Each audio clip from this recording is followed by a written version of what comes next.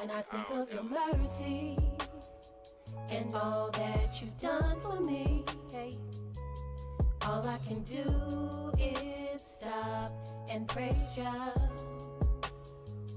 When I think of your mercy and all that you've done for me, all I can do is stop and praise ya, praise ya, praise ya. Mercy on me. They say the truth has set you free. See prophecy been fulfilled for real. Now what the deal? We giving praise to the God of Yisrael. Cause it's real out here. People get killed out here. They robbing still out here. It's getting hard out here. The love of many wax cold from what I hear. But we back by the Most High, so who shall you feel? You gotta be bold and righteous to live. The flesh is seething and wicked. Sin deceiving is vicious. Repentance needed to fix it. His mercy too exquisite to miss it. Just receive the listen. Let's stick to the mission. Believe and receive his blessing. You see, blessings come from above. None of us deserve it. None of us is worthy. But we praise y'all for his mercy. When I think of your mercy and all that you've done for me, hey, all I can do is stop and praise ya. When I think of your mercy and all that you've done for me, all I can do is stop and praise ya, praise ya, praise ya.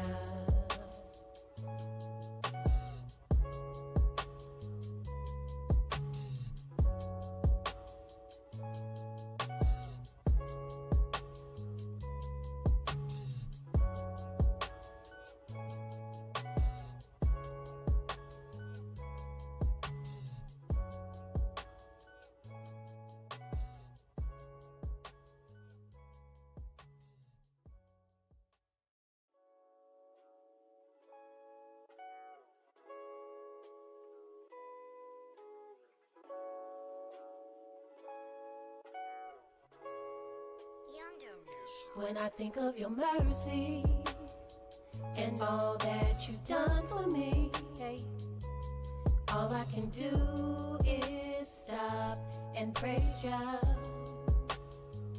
When I think of your mercy and all that you've done for me, all I can do is stop and praise ya, praise ya, praise ya.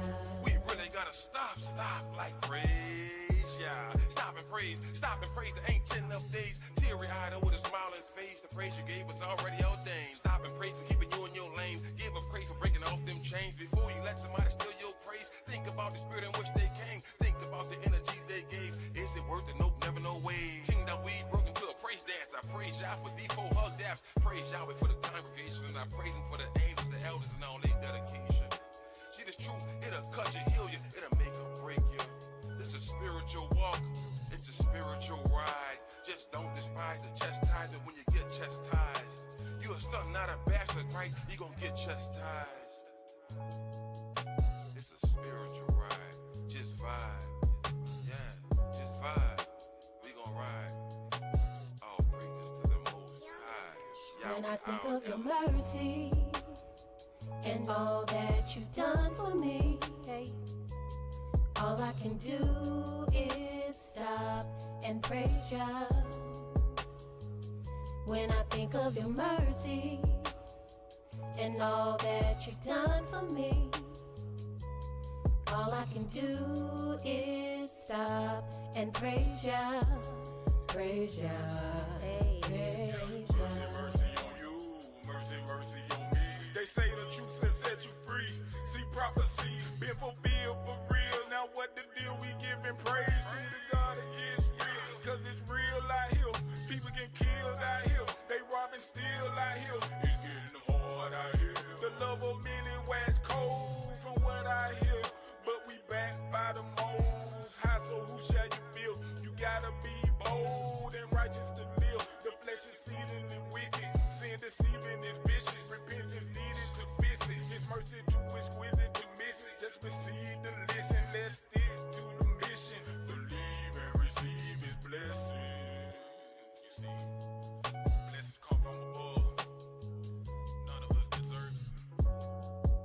None of us is worthy. But we praise y'all for his mercy. When I think of your mercy and all that you've done for me, hey, all I can do is stop and praise ya.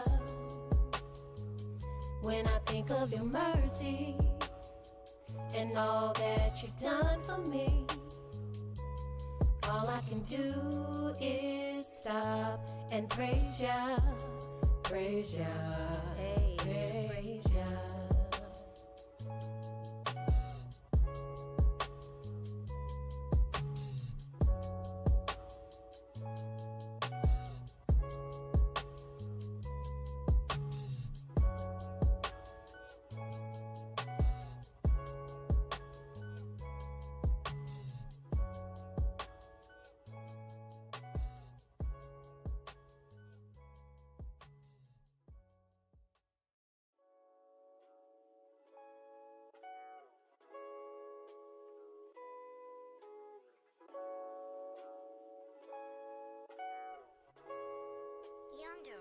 When I think of your mercy and all that you've done for me, hey, all I can do is stop and praise ya.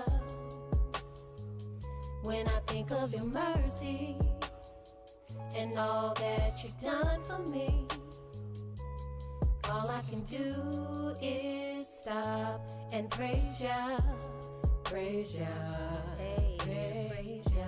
We really gotta stop, like praise, yeah. Stop and praise the ancient of days. Teary-eyed and with a smiling face, the praise you gave was already ordained. Stop and praise for keeping you in your lane. Give a praise for breaking off them chains. Before you let somebody steal your praise, think about the spirit in which they came. Think about the energy they gave. Is it worth it? Nope, never, no way. Kingdom we broke into a praise dance. I praise y'all for D4 hug daps. Praise Yahweh for the congregation, and I praise him for the angels, the elders, and all their dedication. See this truth, it'll cut you, heal you, it'll make or break you. It's a spiritual walk, it's a spiritual ride. Just don't despise the chastisement when you get chastised. You a son, not a bastard, right? You gon' get chastised. It's a spiritual ride, just vibe. Yeah, just vibe. We gon' ride. All praises to the Most High. When I think of your mercy and all that you've done for me, hey, all I can do is stop and praise ya.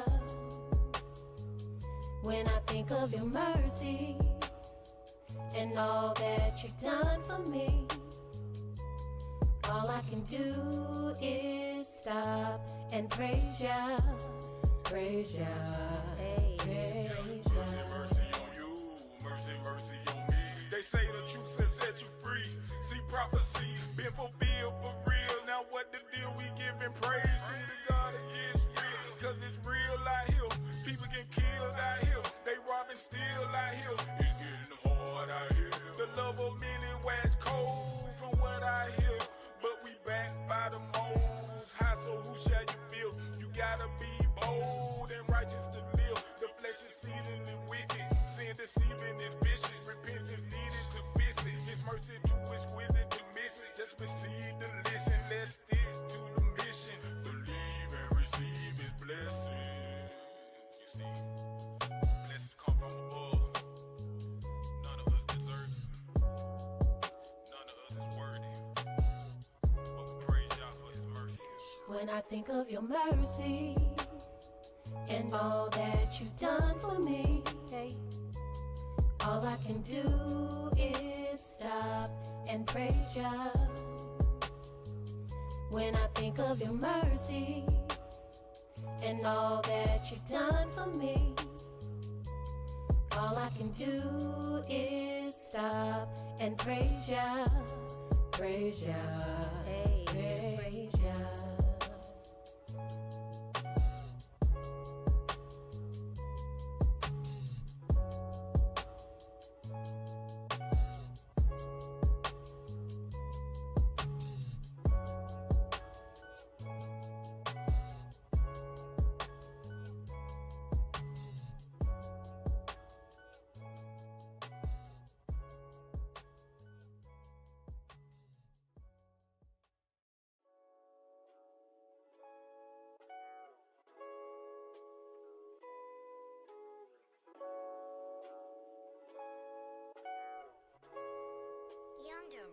When I think of your mercy and all that you've done for me, all I can do is stop and praise ya.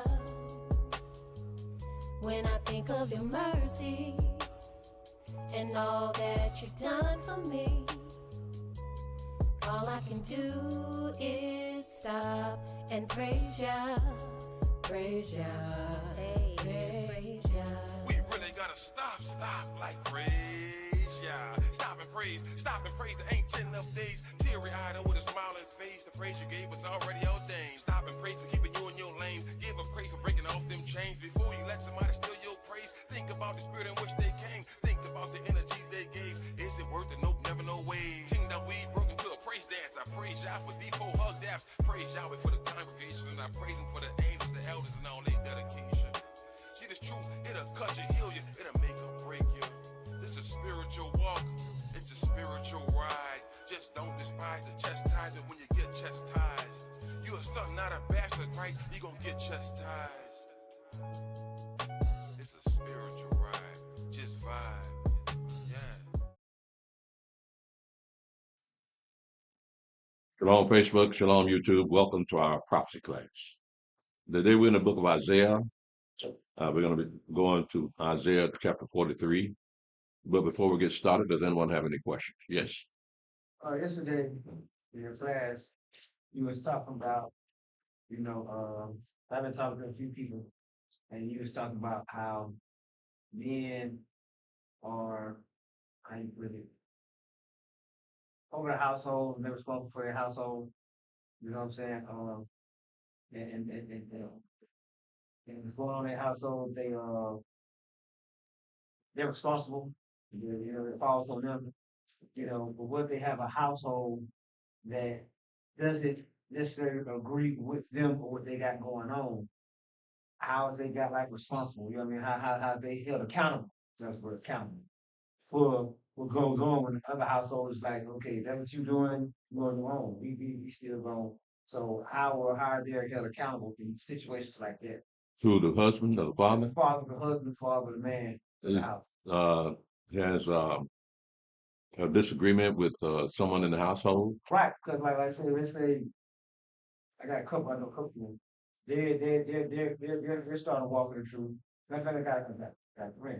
He been in the truth for years now, but his wife is, matter of fact, he got twins. Son is in it, the daughter's not. They want to do it. The daughter goes to the mother, but how in situations like that, how are they held accountable when house know where they stand and what they believe, but they gonna do what they want to do anyway, but just to keep the house together because they get family. But the rest of the house is just like, okay, well, you doing this and you gonna do what you want to do. You know what I mean? Well, according to Matthew chapter 10, that was going to happen anyway. Right. That he was going to turn the fathers against the sons against the father, mother-in-law against the mother, against the daughter-in-law. So that's already written down. It's going to happen. So the ones that believe in Mashiach, they're the ones that are going to, they don't have to answer for those people that don't believe. Right? So, because Mashiach already said it's going to happen. Right. All right. Situations where, like you said, where the husband or the father, whatever, they're covering for the wife and the rest of the house. Does that covering still work when they just blatantly, when they know where it's there, they don't want to? Yeah. But the cover still works for them. Situation where they just totally going, they don't, but they going against it anyway. But he still, you know what I mean? But does that cover still work for him? Or still, is that wife, that family still covered, even though they going against? But they still together, but they just going against what he's going. Does that cover still work in situations like that? Well, I think Paul covered that in 1 Corinthians chapter 7.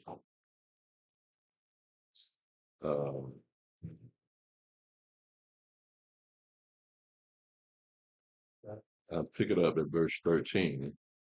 It says, "And the woman which hath a husband," verse 12, said, "But to the rest I speak I, not that I name. If any brother have a wife that believeth not, she be pleased to dwell with him, let him not put her away. And the woman which hath a husband that believeth not, and if he be pleased to dwell with her, let her not leave him. For the unbelieving husband is sanctified by the wife, and the unbelieving wife is sanctified by the husband. Else were your children unclean, but now are they holy. Let the unbelieving depart, let him depart. A brother or sister is not under bondage in such cases. The Elohim has called us to peace. But what knowest thou, O wife, whether thou shalt save thy husband, or what knowest thou, O man, whether thou shalt save thy wife? So did that cover what you're asking? I guess it was. Yeah, because just because you don't believe that does not make a husband not a husband. Right. I mean, as far as the covering part, Yeah, so that falls in that's still it's the same thing. As long as she's in the house, she's responsible for her. Right? The fact that she don't believe what he believes. Yeah. Yes. Yesterday's class, Acts, chapter 5. Uh-huh. Is that, I'm not 100% sure about, is it talking about, you were talking about how your family will turn your back on your friends and so forth. Where can I find that?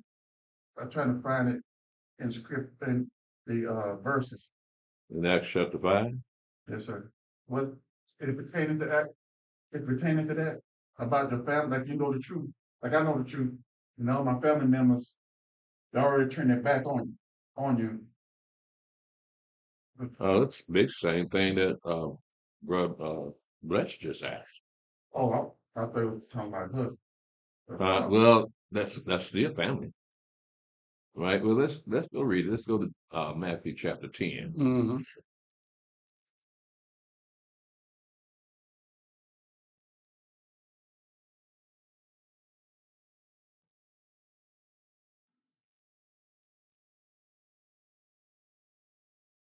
Yeah. Yes, sir. Matthew chapter 10, verse 34. Mm-hmm. Think not that I'm come to send peace on earth. I came not to send peace, but a sword. For I'm come to set a man at variance against his father, the daughter against her mother, and the daughter-in-law against her mother-in-law. And a man's foe shall be they of his own household. So that's going to happen. Mm-hmm. Right? So what else does he say? He that loveth father or mother more than me is not worthy of me. And he that loveth son or daughter more than me is not worthy of me. And he that taketh not his stars and followeth after me is not worthy of me. He that findeth his life shall lose it, and he that loses life for my sake shall find it. So he's saying that it's going to happen. He didn't come to bring peace. Right. He came to divide people. Mm-hmm. Right. So, does that take away your responsibility for what you're supposed to do?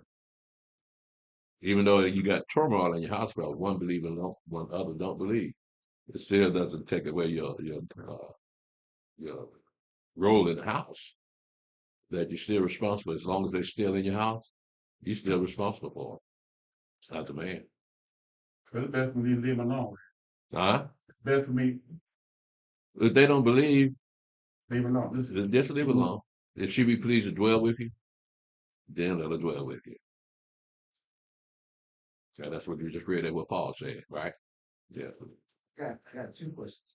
Actually, three.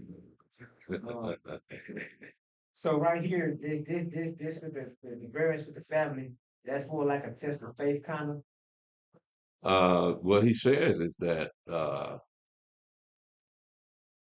in verse 37, he that loveth the father and mother more than me is not worthy of me. Right.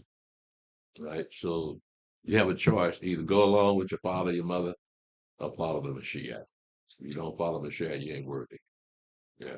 All right, in situations where the wife has put the husband out the house, that covering disappeared then, right? Well, the covering's still there. She put him out the house, and now, so she really just got rid of her covering in a way. At least the Well, covering that still exists. They're not dwelling together. She also she not. Because she got police and put that man out the house. So then that was unheard of back in these days. But it's going on everywhere now. So he wouldn't cover something like that because there wasn't nowhere in here that says a woman can put a man out of his own house. Right. So you're dealing with things that you learn here in America about these Gentiles. But the question still remains: the woman now has power to kick her own husband out the house, right? So what does that do for his role? Well, if she destroys her covering, then she doesn't want to be covered. All right. So he just has to move on because he can't stay there with her no more. But she made that choice herself that she does not want him taking responsibility for her. Right. All right, this is another question. I was talking to somebody and they told me, he was talking, that you really shouldn't read the Bible. Really shouldn't do what? You shouldn't read the Bible. People shouldn't really read the Bible. You shouldn't read the Bible. They should not read the Bible. It made me think why preachers don't read the Bible with, in churches with. People like, because you read the Bible and you see what it's saying and you don't do what you say, you have more trouble if you just don't know. You know what I'm saying? So I really didn't know what to say about that because it made sense and in a way, but it's foolishness, but it's foolishness that made a lot of sense. You know what I mean? Me, because if you read it and you see what it's telling you to do and you don't do it, it's worse on you if you just don't know. So it's better just stay ignorant. You know what I mean? You want to say something about that? Yeah. The thing is with that is you still held accountable, whether you want to know it or not. You are still held accountable. Yeah, but let me read something to you. Second Peter.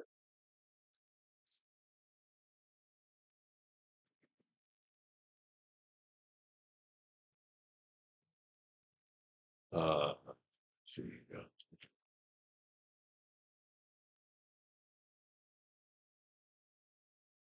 Second Peter chapter 2.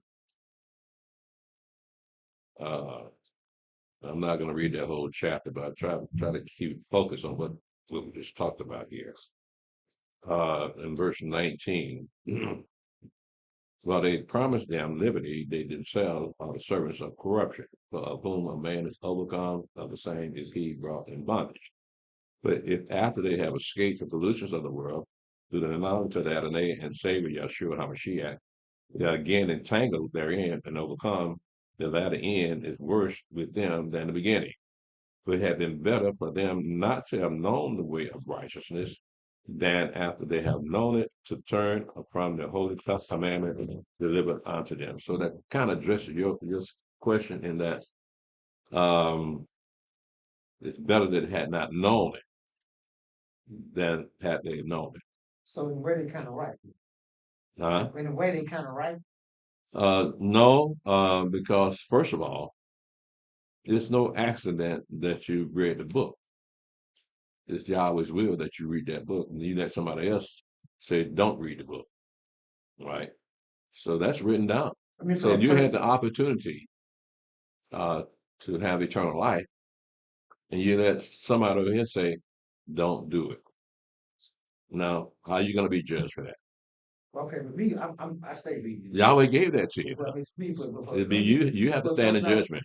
I'm talking to them, they was kind of older, and they really don't read it, and because they don't. I mean, so they really a lot of stuff they really hadn't read. You know what I mean? So Well, that apply. That's kind of never kind of apply them like they're kind of right that if they don't read it, so because they know they're not going to use in there. Well, we're living in a time now where the book has been opened unto us. But prior to this time, so back in the 50s and 40s and 30s, nobody read the book. So they'll be judged differently than people that do read the book.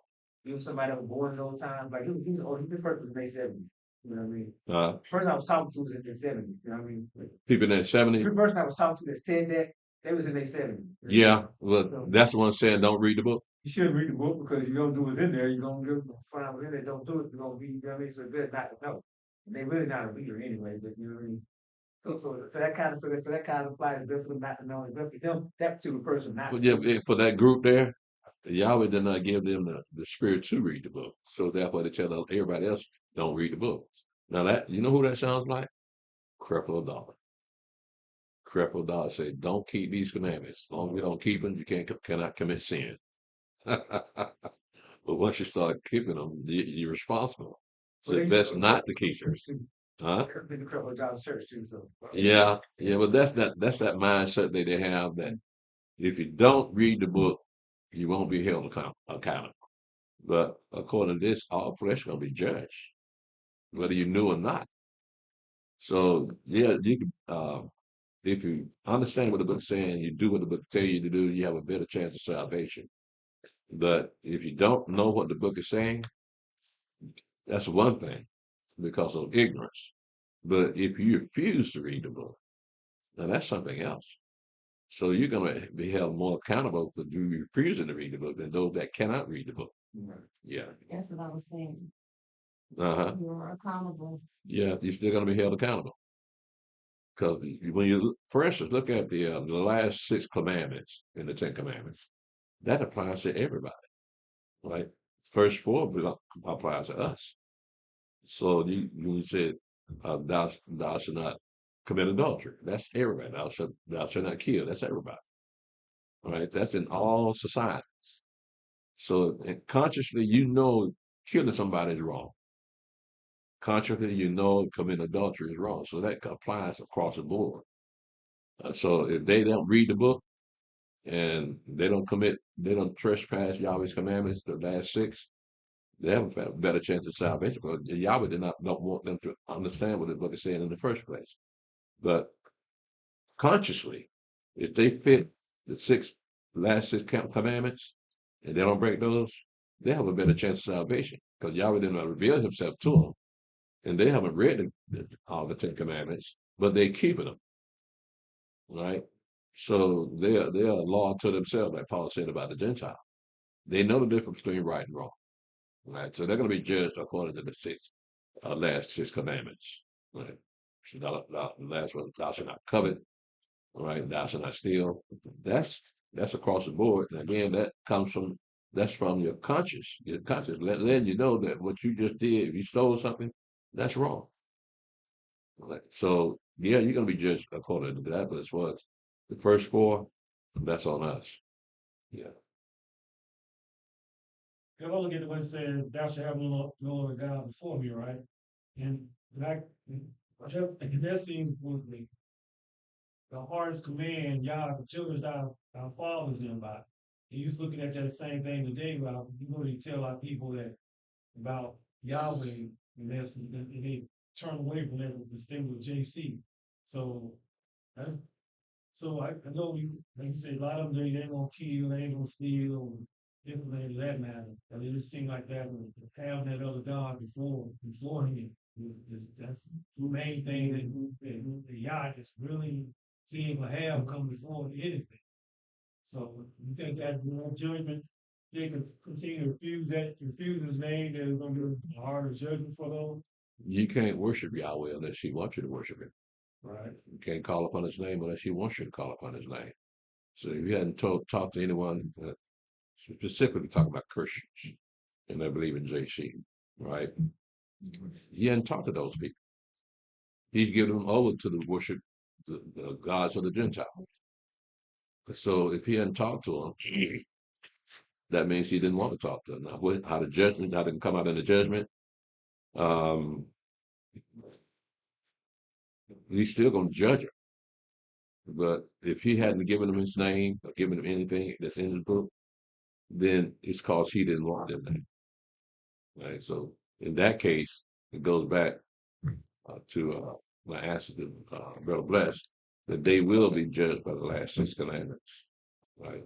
But he wants you to have his name, he'll let you have his name. Yeah. Right. What you do with it after that, that's between you and Yah. Yeah. Because that name is holy. He just don't give it to anybody. Right. Right. That was a good here now. Or you took us yesterday in Job chapter 19, and that was kind of showing the separate like for you how you separate from the kinfolks and all the other people. Once you start. Yeah. Well, that was Satan been unleashed on Job. Yeah. So that nobody wanted to be around him because they saw how sick he looked. But that again, that was he didn't know why didn't nobody want to come around him. I mean, yeah, he was sick, but still, what was her health? What was his wife at? The wife said, "Why don't you just curse God and die?" What kind of wife is that? She ain't trying to help him at all. Yeah, Three partners of that said, "It's your fault, Joe." She had that insurance policy on it, right? Ready for him to go. She took out some insurance on it. Yeah, that's probably what it was. Yeah, she gonna die, man. I know the ink dry now. You can go ahead and die. All right, I was talking to a lady, and this goes back to having the guy before me.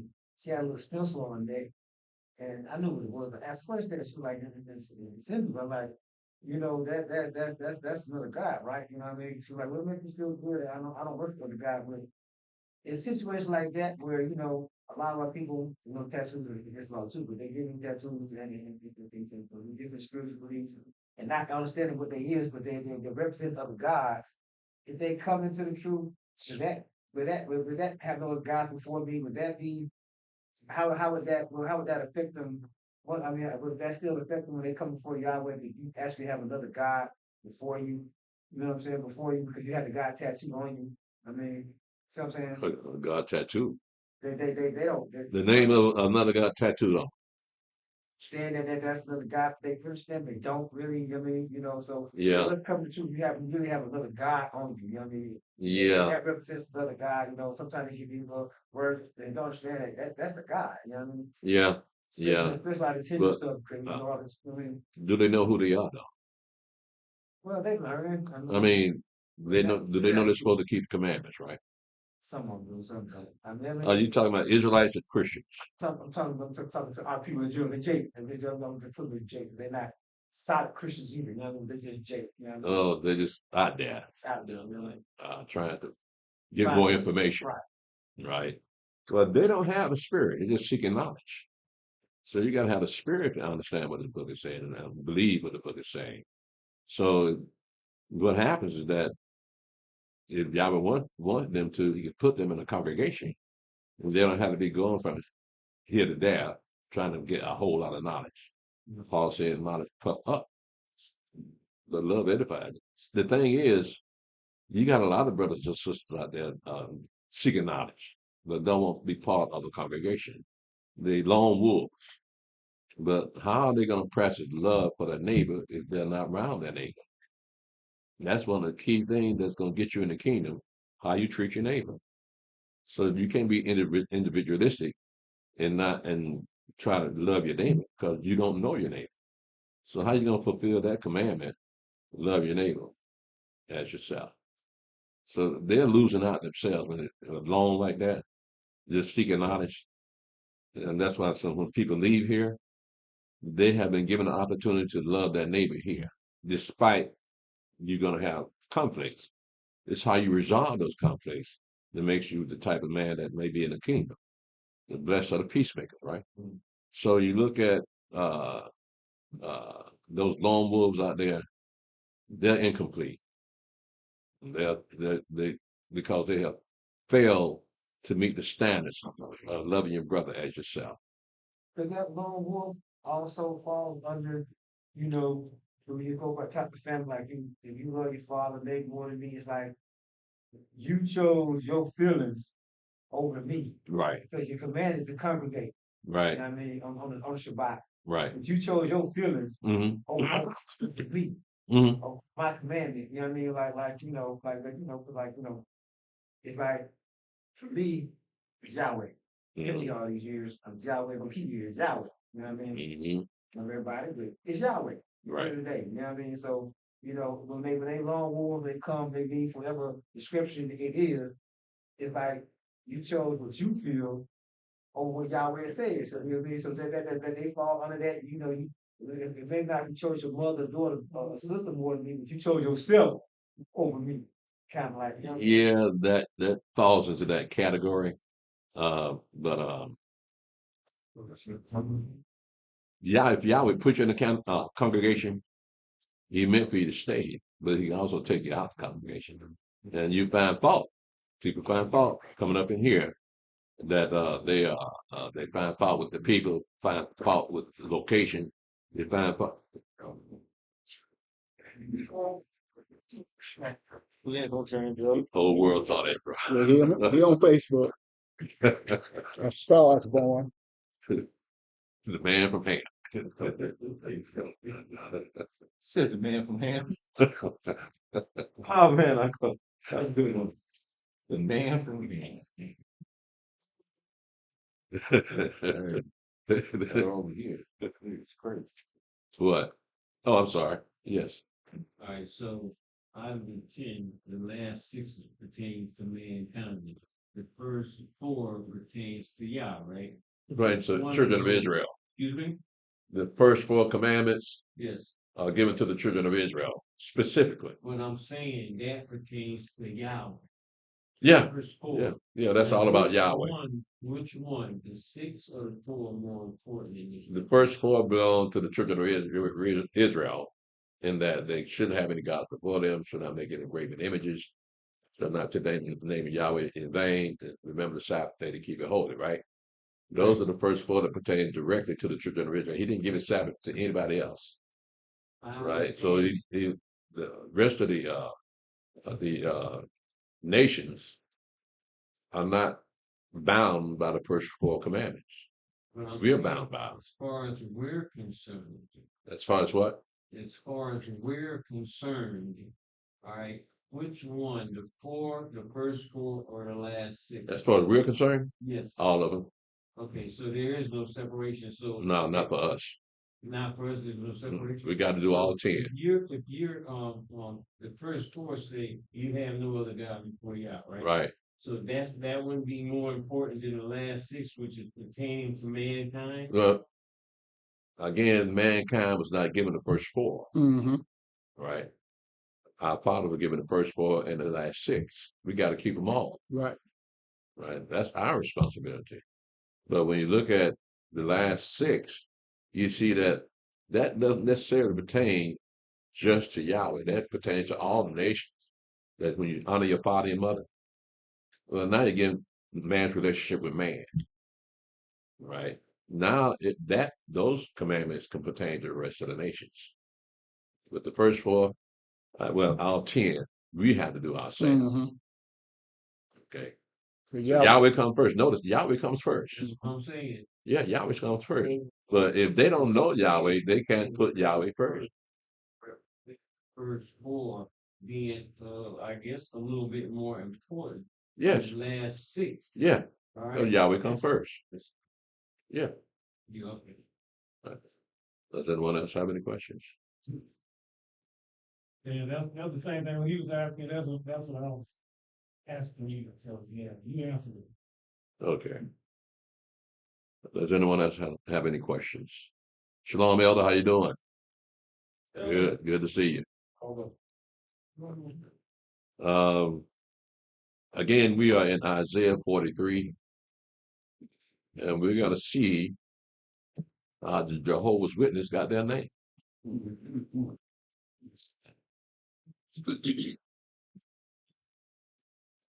he says, chapter 43, verse 1. But now, thus saith Yahweh, that created thee, O Yaakov, and he that formed thee, O Israel, fear not.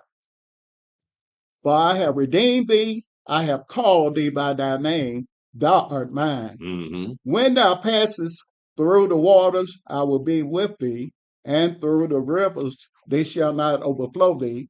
When thou walkest through the fire, thou shalt not be burned, neither shall the flame kindle upon thee. Now look at the first verse. What does that first verse say? So now thus said Yahweh that created thee, O Yaakov, and he that formed thee, O Israel. Fear not, for I have redeemed thee, I have called thee by thy name, thou art mine. So this whole chapter is dedicated mainly to the children of Israel, no one else. But yet still, the Gentile went up in here and said, that's us. They obviously, people, when they look at the Jehovah, they don't look at verse 1, saying this is particularly to the children of Israel, right? They weren't talking to the Gentile, but they came up with their own religion and called it Jehovah's Witnesses. Well, Yahweh revealing these things to us to see this is where they get that from our book, but it was talking about us, not them. So the Gentiles like to claim things as they are, claim things, and they claim things as all. So they say, well, we're his witnesses. And back in the day when it first got started, they wouldn't let black people in Jehovah's Witness. That's right. And Black people got upset about that. So we want to be Jehovah's Witnesses too. Not really, they are Yahweh witnesses, but they don't. They didn't know that. So you look at, for instance, that goes back to the question we were talking about before about our fathers worshiping other gods, aligning themselves with the heathen, because Jehovah's Witnesses started by heathens. Uh, but Yahweh kept this from them at that time. When you look at the overall purpose of Yahweh keeping himself from people at that time, it was because if they'd known who Yahweh was and understood they're supposed to keep the commandments, they would have left America before time to leave America. It wasn't time for them to leave America. So Yahweh kept that from them, but he revealed that to this generation of the children of Israel to get them prepared to get up out of here. Right? So the time is up, and they more than likely wouldn't be around anyway back in those days. So what's the point of giving them that kind of hope that that that they've been given a false hope and that they're going off to heaven, and to this day they still believe that. Yeah, but let's continue to read. Go ahead, brother Stephanie. Isaiah chapter 43, verse 3. Mm-hmm. For I am Yahweh thy Elohim, the Holy One of Israel, thy Savior. I gave Egypt for thy ransom, Ethiopia and Seba for thee. Now he said he gave Egypt for thy ransom, right? Well, we understand what he's referring to when he brought the children of Israel out of Egypt, right? But when did he give Ethiopia and Seba for them? Because you don't hear about that in the historical parts of the Bible. So when did Ethiopia and Sheba come into the picture? Yeah, That's in future prophecy when they gonna come to us and change. that's prophecy. The Ethiopian would be prophecy, but what about Sheba? Now that when they come up and change, that'll be during the kingdom of heaven time. But he said, "I gave these people to you." So this happened in the past. So when did this happen? Let's see. Yeah. Let's go to Second Chronicles, Mhm. 14, verse 9 to verse 15. Let's see how he gave the Ethiopians over to the children of Israel. He Second Chronicles 14, 9 through 15.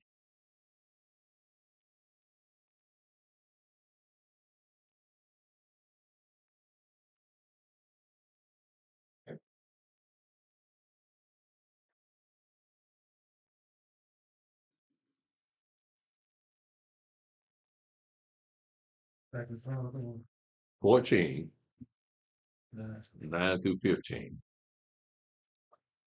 And there came out against them Zerah the Ethiopian with an host of 1,300 chariots, and came unto Marishah.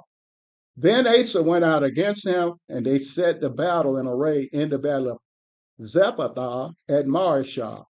And Asa cried unto Yahweh his Elohim, and said, Yahweh, it is nothing with thee to help, whether with many or with them that have no power. Help us, O Yahweh our Elohim, for we rest on thee, and in thy name we go against this multitude.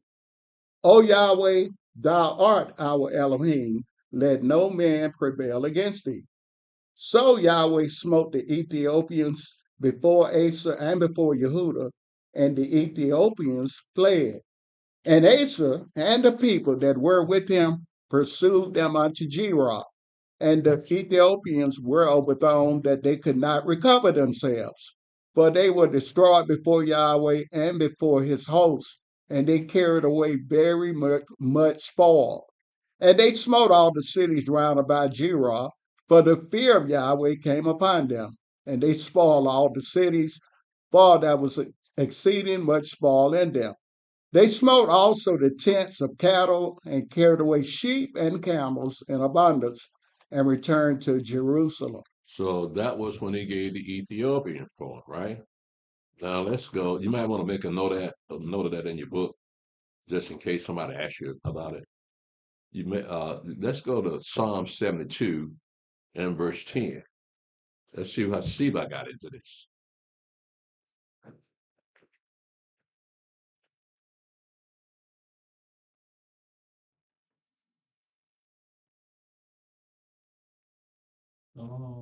Psalm 72, verse 10.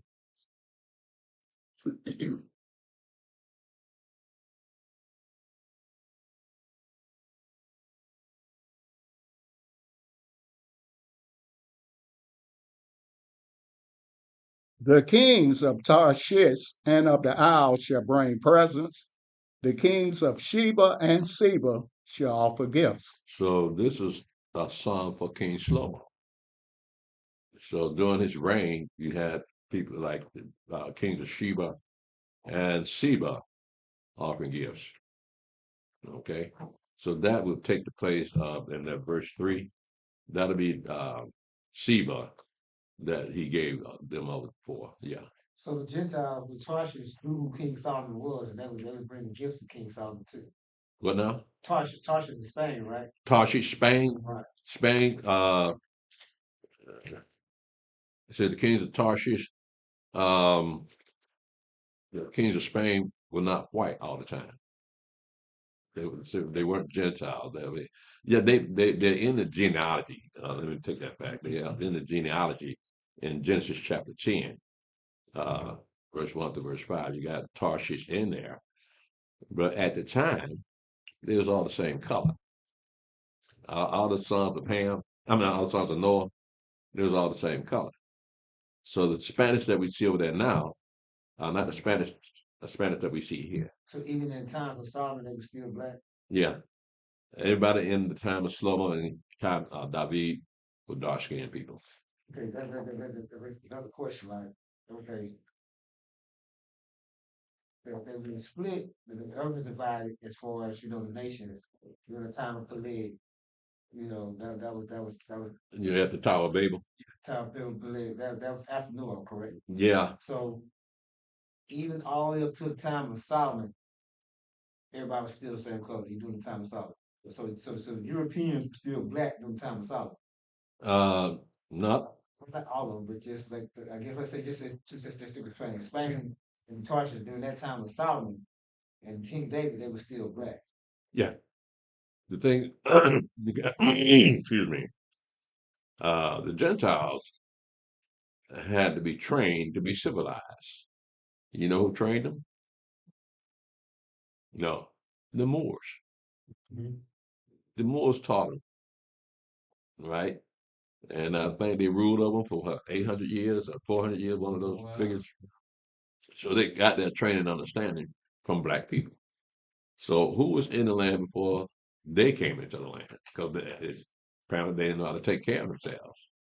So had they not kicked the Moors out, then the Moors would be called Spanish. All right. So at the time that song was written, you would only, for instance, look at the story of Jonah. Jonah tried to get out of town, right? And where they want to go? Tarshish. Now, Tarshish had to be a dark-skinned people. That's what I'm saying. In when you talk about Tarshish, we only dealing with our kind of people, and the people of Tarshish were very intelligent people. So one of those Gentiles that came into Spain later on, because again the Moors had to teach them everything that they knew. So that Tarshish, we don't even know what language they spoke. We know that they came. We know that Spanish is an evolved language from Latin. So you would call these people they're Gentiles, but they weren't the kind of Gentiles that we see today. So were the Moors around during the time of Solomon? No, they came much later. Now I think the Moors got kicked out of Spain. I think around 1492. That was the time that Inquisition, wasn't it? Well, the Inquisition was during the Middle Ages, Mm-hmm. from the 1500s on down. Okay. Yeah. So if we talk about the Inquisition, you can't include the Moors in that They because they're Muslim. yeah, they were Jews that converted to the Islam thing, right? I've heard that. I'm not quite sure. Yeah. Because there's some people that still call themselves Moors. Well, we got brothers out here. You know, every time you look around, you tell them who you are and tell them about the book. Well, what about the Moors? I'm a Moor. So I say, well, what you doing over here? I say, I didn't bring any Moors over here. Well, where's the land of Moor at? Right. Right. But they conquered a lot of Spain, right? Yeah, they ruled Spain. Then I think, Edward Jacob, I guess you read all that, but they went so far as with Constantinople before they got repelled back by them Europeans. Yeah. Are you referring to Byzantium? No, I'm talking about the Moors themselves. Look like the little I read on them, they just, they kind of they got to the point where they was conquering a lot of them people over there in that land. I can't answer that. I Yeah, don't know. yeah. I don't know. We, When they appeared, yeah, because we know that they stayed in that area, Spain, yeah, for hundreds of years, yeah. right? So we're looking. They go all the way back to the 1300s, Oh yeah, yeah, right? So the Inquisition hadn't kicked in yet. yeah.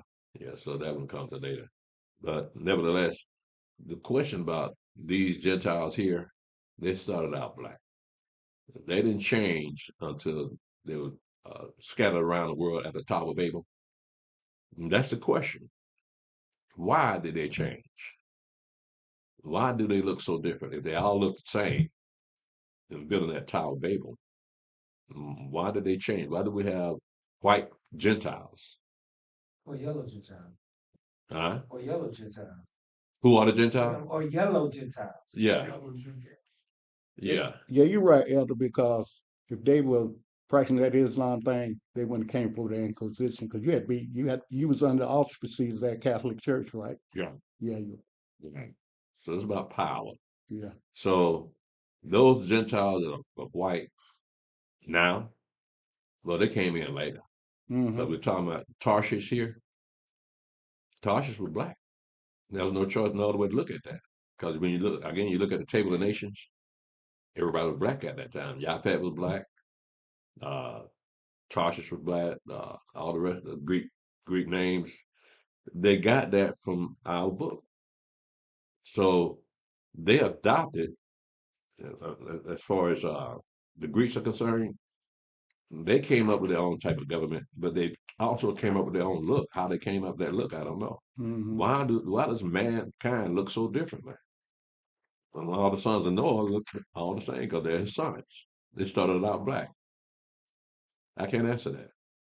You make it in the kingdom, make sure you make an appointment with the Mashiach, and y'all sit down and talk about it. Come back and tell us. So you said the Moors were Gentiles? Who? The Moors. No, they weren't Gentiles. Okay. Well, Now, again, like Stephen said, they were our people Mm-hmm. uh, that had converted to Islam. Mm-hmm. Yeah. I think they have something called the Moorish Temple Yeah, in New York. yeah. I think those are our people. Mm. That's what they, and They're just like them. Huh? Yeah. I had spoken to a couple of Moors, and they say we're the same people. They say we're the same people? Yeah. Okay. Yeah. Right. That's what he was telling me. The white folk didn't put a lot of information out about the Moors because they didn't want us to know. That's true. Yeah. They, So, they were very powerful people, though. When you read about them, you say, man, our people had that power and other people's land. yeah. That's deep. The way Yahweh set that thing up. Well, people are identified by the land that they come from, Mm-hmm. right? So, where is the land of the Moors? They try to claim that the Moors were here first. Yeah, Huh? I heard that too. The Moors was in America first. Mm-hmm. Show me the proof. Yeah, that's what they say. That the black people that were here in this land first were Moors, and they were here before the white people got here. Well, they also say that the Vikings came here first. Mm-hmm. And they got proof of it. What's his name? They say the first president of America was a black Moor and all that stuff. First president of America was a black Moor. Before George Washington, they said it was a black man that was here. Now that begs the question: How did they call this place America? America wasn't America before white folks got here. What it was called for them, but that's what I'm saying. They didn't say what they called the land. Did they say what language they spoke? What God they worship? See, you can say anything and people will believe it, but where is the proof? Now we got proof that we're the people of the book right here. And this book is all over the world. But where's the book of the Moors? Think about the Moors, they get some they got with the government, they get their sovereign citizenship. You don't have to pay taxes and do this once they get to a certain level to prove that they're Moors. They go before the government and the state. They don't have to pay their taxes, and they're like foreigners over here, but they're here, but they Moors. They don't they sovereign citizens and everything. They get their sovereignty. They don't have to pay taxes. You know what I mean? Whatever, and all people type of things that they accomplish. You know what I mean? Like you said something about look at the old Jerusalem. You know what I mean? You see a lot of Moors walking through that video of the old Jerusalem because they got the fezes on their head. Them are Moors, you know what I mean? So you see them walking around Jerusalem back in the day too. You know what I mean? But Jerusalem was still kind of black. You see a lot of Moors walking through Jerusalem, but they still got power with the government to this day. You know what I mean? They become sovereign citizens. So they don't pay taxes? They don't pay that. They don't pay taxes. Where is that written down at? How do we know that? I don't know a lot of Moors. I've met a lot of Moors and they don't pay tax. They say they don't pay They tax. sovereign citizen. They get their sovereign citizenship. I know a lot of Hebrews that will try to get their sovereign citizenship, but I work for it. It's too complicated. It's too much. That's not well known, is it? It's not spoken to every people. You see them with them feds, ones that got the feds on. You talk to them, they'll break it down to you. They'll let you know. They're independent. Oh yeah, they'll let you know. Talk. The process is a complicated process to go through, but yeah. No one is tax exempt in this country He said more. because even those Asians, I told you one day I did something I shouldn't have done. It was a check on the supervisor's desk and had that Asian name on it. He made about $1,050 that week. We working overtime, right? When they took out they took taxes out on them. But you know what they took out on? $9. But nonetheless, they took $9 out on them.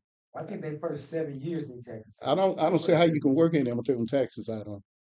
Foreigners, they say they take the first 7 years. As far as business is concerned, they're exempt the first 7 years.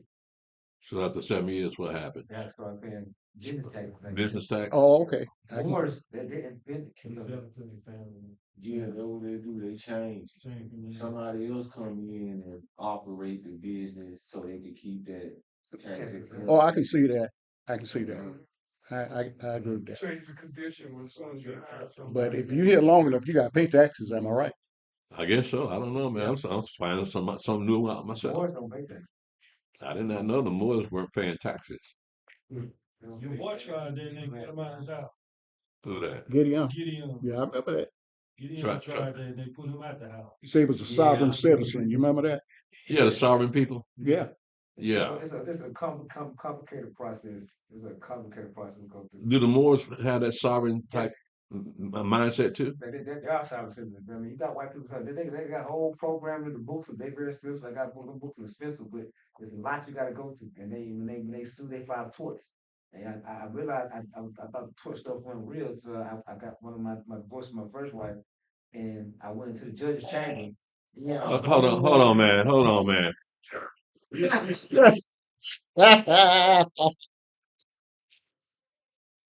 Got old ham music in it. You can hear it all over Africa.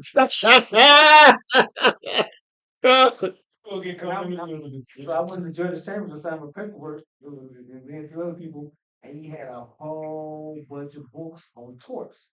So I realized it was real. I thought it was fake, but the judge in the judge chamber, they got a whole bunch of books in there on torts. So it's a separate process when they go to court. They've been to court by themselves. It's separate when sovereign citizen, because they don't want other people to know. You know what I mean? So they shut down. Oh, stop! We'll just handle you later. And they've been to court by themselves, so the average person won't learn and know what's going on. But So what's the point of going to court? Because we know the courts are used for law, for court purposes, Right. for Americans, but they go to court for what purpose? But see, think about it, with sovereign citizenship, all our laws are owned by the British government because they're codes. So that's why you get charged. It's a charging fee. It's all about money.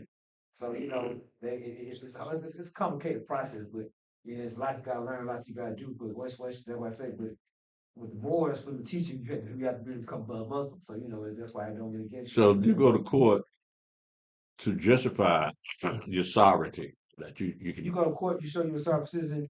The laws don't apply the same. They don't apply because they're codes and they're charging. I realize You code. agree, so you agree with what's going on, but you're not charged to walk away. And it's something that goes to the monies in your account. It's like an account they have in the money, and you just charged and you walk away.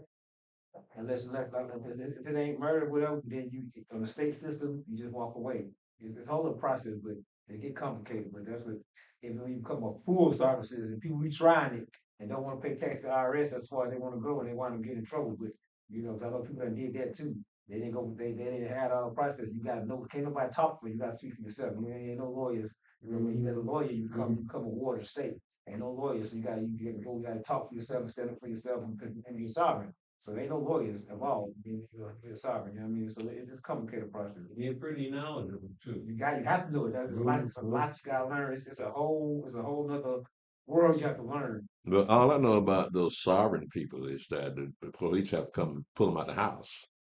Those are the ones that don't know go the whole process. You know what I mean? Because like it's certain paperwork they got. They don't really have to have tags. You know what I mean? Whatever, they don't have to have license. They have to have the right paperwork every order. And then when if they do get locked up, and once it gets to the chief sheriff, they have to let them go, and they get paid for that.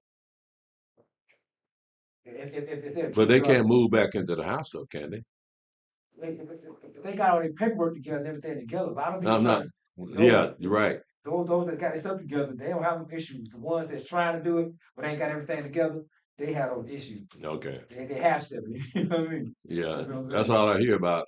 The half steppers. Yeah, they ain't got the paperwork. And they gonna put them out there so stop people from doing or it don't work with. Yeah. They go through the whole process. No, they're totally independent. Their property, their vehicles, no license, no registration, none of that. Because when you register your car, it belongs to the state. Oh, so I can move out there among rich white people if I got the right paperwork, sovereign papers. Yeah. I can move out there with white people. How you gonna hide that? I ain't gonna hide it. I ain't gonna hide it. Walk out there with my shirt off. I'm gonna be a spectacle, bro. They gonna look at me. How he get out here? You're gonna move out there where you went, right? Alpharetta.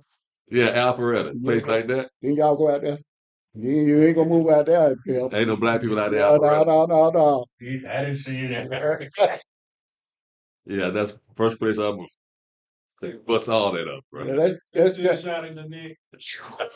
he showed me all that stuff, man. Alpharetta, Alpharetta used to be Lord in hillbillies. Mm-hmm. Then he showed me how them people living there. I can't believe that.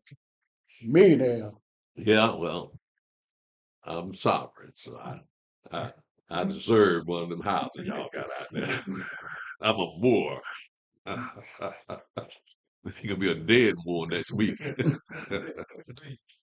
Let's go ahead and finish this up for a second. Isaiah chapter 43, verse 4. Uh-huh. Since thou wast precious in my sight, thou hast been honorable, and I have loved thee. Therefore will I give men for thee, and people for thy life. Mm-hmm. Fear not, for I am with thee. I will bring thy seed from the east, and gather thee from the west. I will say to the north, give up, and to the south, keep not back. Bring my sons from far, and my daughters from the ends of the earth. Hold on.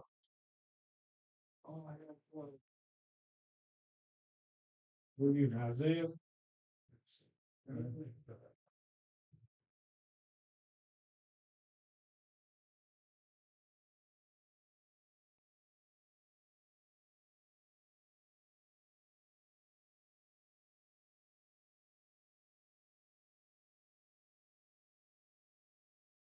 Got it?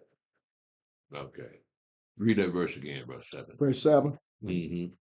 Isaiah chapter 43, verse 7. I'll pick up verse 5, because that's three things connected with the semicolon. Mm-hmm. Yeah. Fear not, for I am with thee. I will bring thy seed from the east and gather thee from the west. I will say to the north, give up, and to the south, keep not back. Bring my sons from far and my daughters from the ends of the earth, even everyone that is called by my name. For I have created him for my glory. I have formed him, yea, I have made him. This says a whole lot. These last few verses here, in verse 4, it says, since thou was precious in my sight, thou hast been honorable, and I have loved thee. Therefore would I give men for thee and people for thy life. He will kill people over us. That's what he's saying there. I will say to the north, I fear not, for I am with thee. I will bring thy seed from the east and gather thee from the west. And I will say to the north, give up, and to the south, keep not back. Bring my sons from far, my daughters from the ends of the earth. Even everyone that's called by my name. For I have created him for my glory. I have formed him. Yea, I have made him. So the people that are called by his name, what is his name? The one that the people call by his name, because people don't know that they're called by his name. Mm-hmm. Who are these people that are called by his name? Israel. Israel. And how do we know that Israel is called by his name? His firstborn son. Huh? His firstborn son. But how? What does it say that we're called by his name in the book? It's in Numbers, ain't it? Number 6. Number 6. Yeah. What verse? 22. 22 through 27. Yeah. So you might want to make a note of that. That we are called by Yahweh's name, and he gave us that name in Numbers chapter 6. Isn't it also it says it was Second Chronicles. Second Chronicles. Solomon. Yeah. Yeah. If my people are called by my name, hark to my voice, right? So you got two places in there that said we're called by Yahweh's name. Mm-hmm. And that's it's no different than a wife taking on a husband's name. Mm-hmm. So we are Yahweh's wife, so we're called by his name. Gave us it's an honor to be called by Yahweh's name. To even have that knowledge. So go ahead, brother. That's the real rapture there. Yeah. Yeah, that's an honor. People don't realize that. Ezekiel chapter 43, verse. Hold on, Steve. What the sister doing in there, man? They prepare herself. We know that. We're looking at you. Yeah, I see. You looking at me chomping. He's still chewing.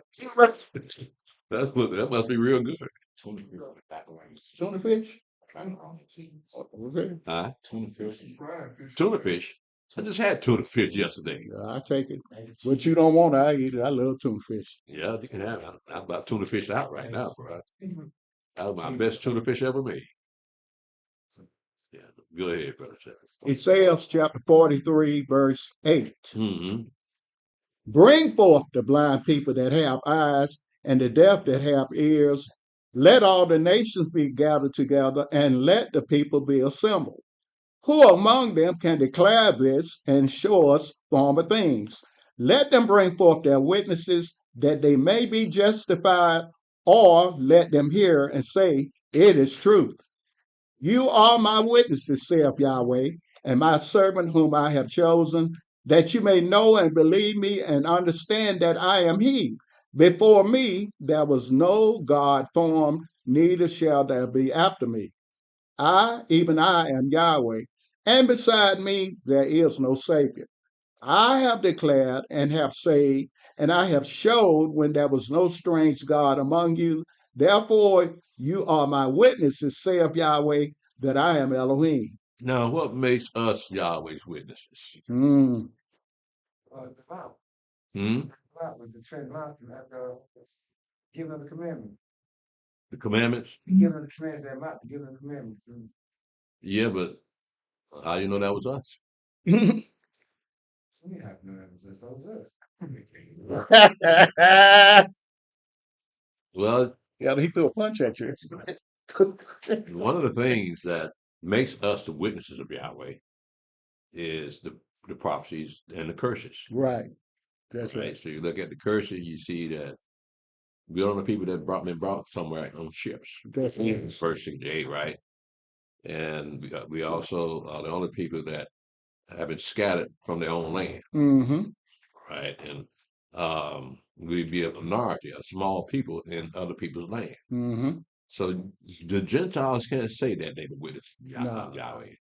That none of the witnesses of Yahweh are the people that are the book, what it says about the people of the book.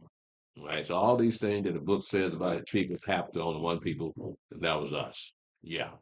A lot of Muslims use this verse 11 as you know that the Messiah is not the Savior. You know what I'm saying? They use verse 11 because you know he said the Lord the Savior. You know what I mean? Well, they can't help themselves. They're the Antichrist. Right? So they don't believe in Mashiach either. But nevertheless, uh, he said, I came in my father's name. Uh, so what he's saying, that you're not going to see it. Remember when he said you never heard his voice, seen his form. So you're not going to see Yahweh. What you're going to see is his son. You remember when he told Philip, when you see me, you see the Father, right? So he's that. He was sent by the Father to represent the Father. But when it comes to this, like here, the Father bestowed upon him the honor of being his only begotten Son, that the kingdom going to be given to him. You can find that in Psalm 2. Let's read that right quick. Psalm 2.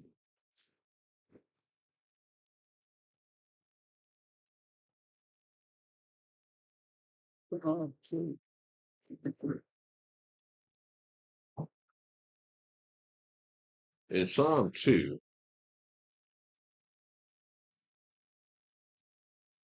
um, Person. let me see here. Mhm. Let's pick this up in Psalm 2, verse 7. Psalms chapter 2, verse 7. I will declare the decree. Yahweh have said unto me, Thou art my son. This day have I begotten thee. Now, who's saying this? The Mashiach. He's the one talking here, right? He said, I will declare the decree. Yahweh have said unto me, Thou art my son, this day have I begotten thee. Go ahead. Verse 8. Ask of me, and I shall give thee the heathen for thine inheritance, and the uttermost parts of the earth for thy possession. Thou shalt break them with a rod of iron. Thou shalt dash them in pieces like a potter's vessel. Be wise now, therefore, O you kings.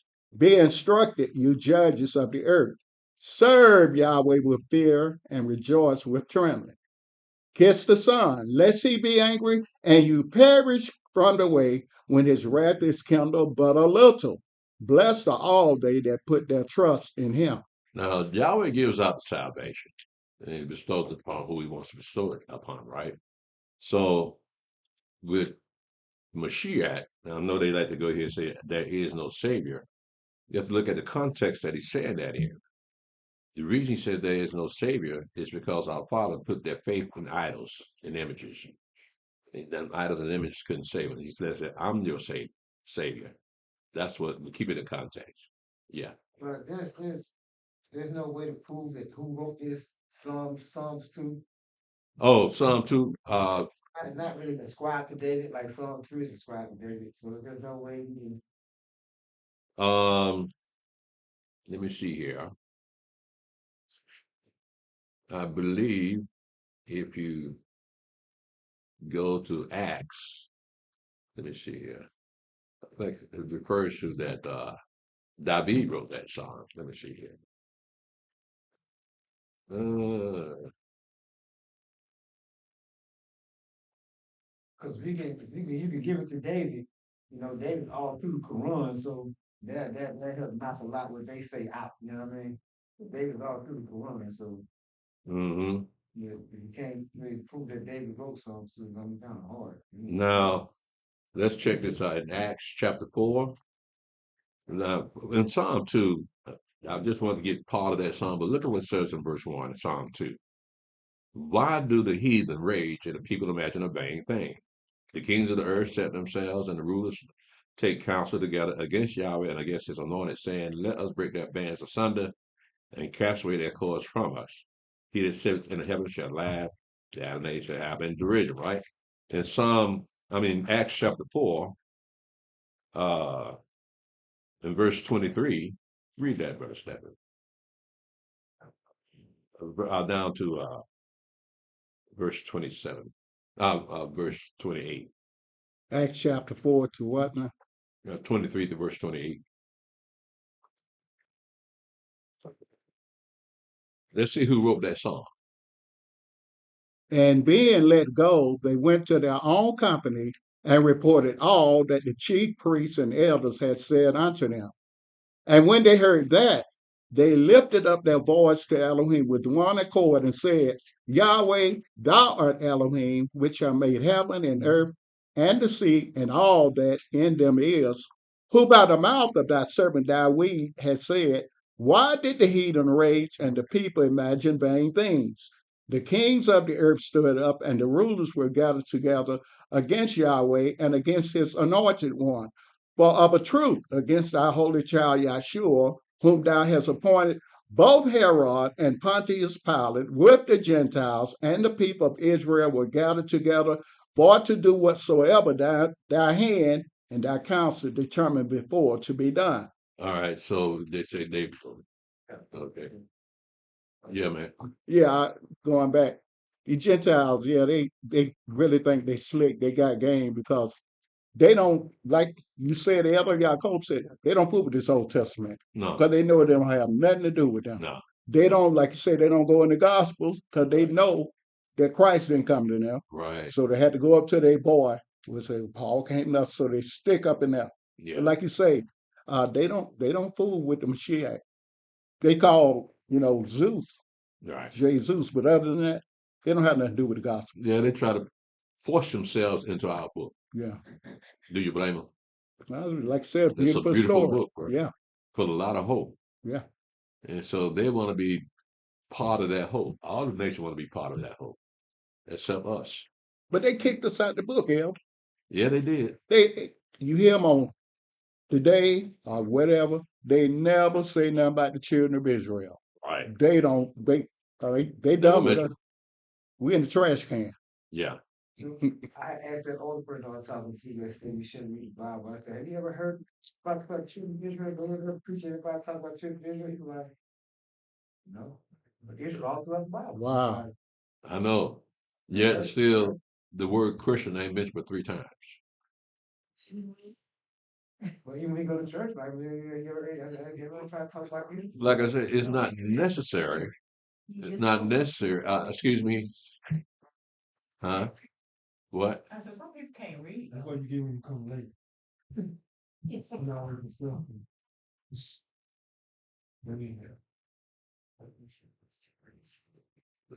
Again, they're Christians.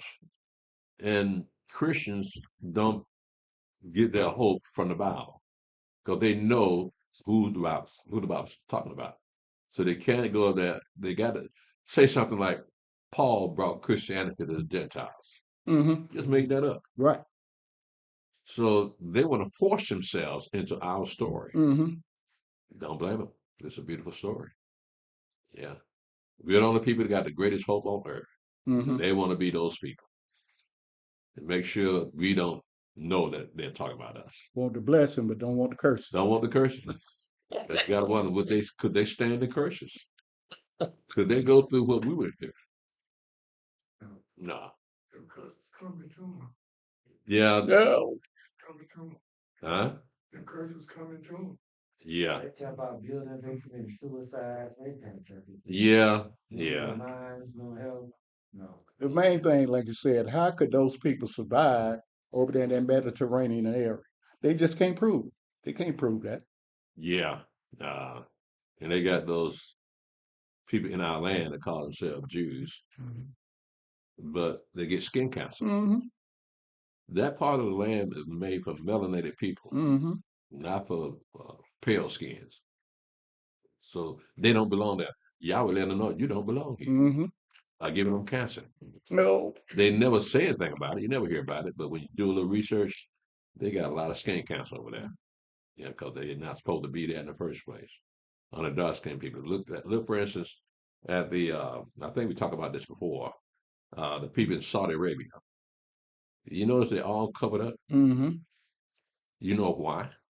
Because they're pale skin, and they will get skin cancer. Mm-hmm. It's not a thing of custom or culture. They're protecting their skin from the sun. They're not supposed to be there. Even those what they call Arabs, those are not the real Arabs. Mm-mm. The real Arabs are black. People don't know that because look who runs the media. Yeah. So with them running the media, they have deceived the whole world. So what makes us different? Well, I mean, we look at the same media, but we're not deceived by Oh, look at it. it. Well, and that says a lot for us to turn from the media and turn to the book. That's something very powerful happened to us. Because you look at our friends and family, they all stuck to that television and all the things that on Netflix and all those other movies come on. They're stuck to that. They can't break away. But Yahweh broke us away from that television. Mm-hmm. He let us see how wicked television was. And so why would you want to look at wickedness all day long and then try to understand what the book is saying? Because when you're looking at the television, it changes you to flesh. Mm. When you take away the television, now you get the spirit can dwell richly upon you and make you want to understand what the book is saying. Now the spirit is not being blocked by what you see on television. Okay, let's go back to Isaiah.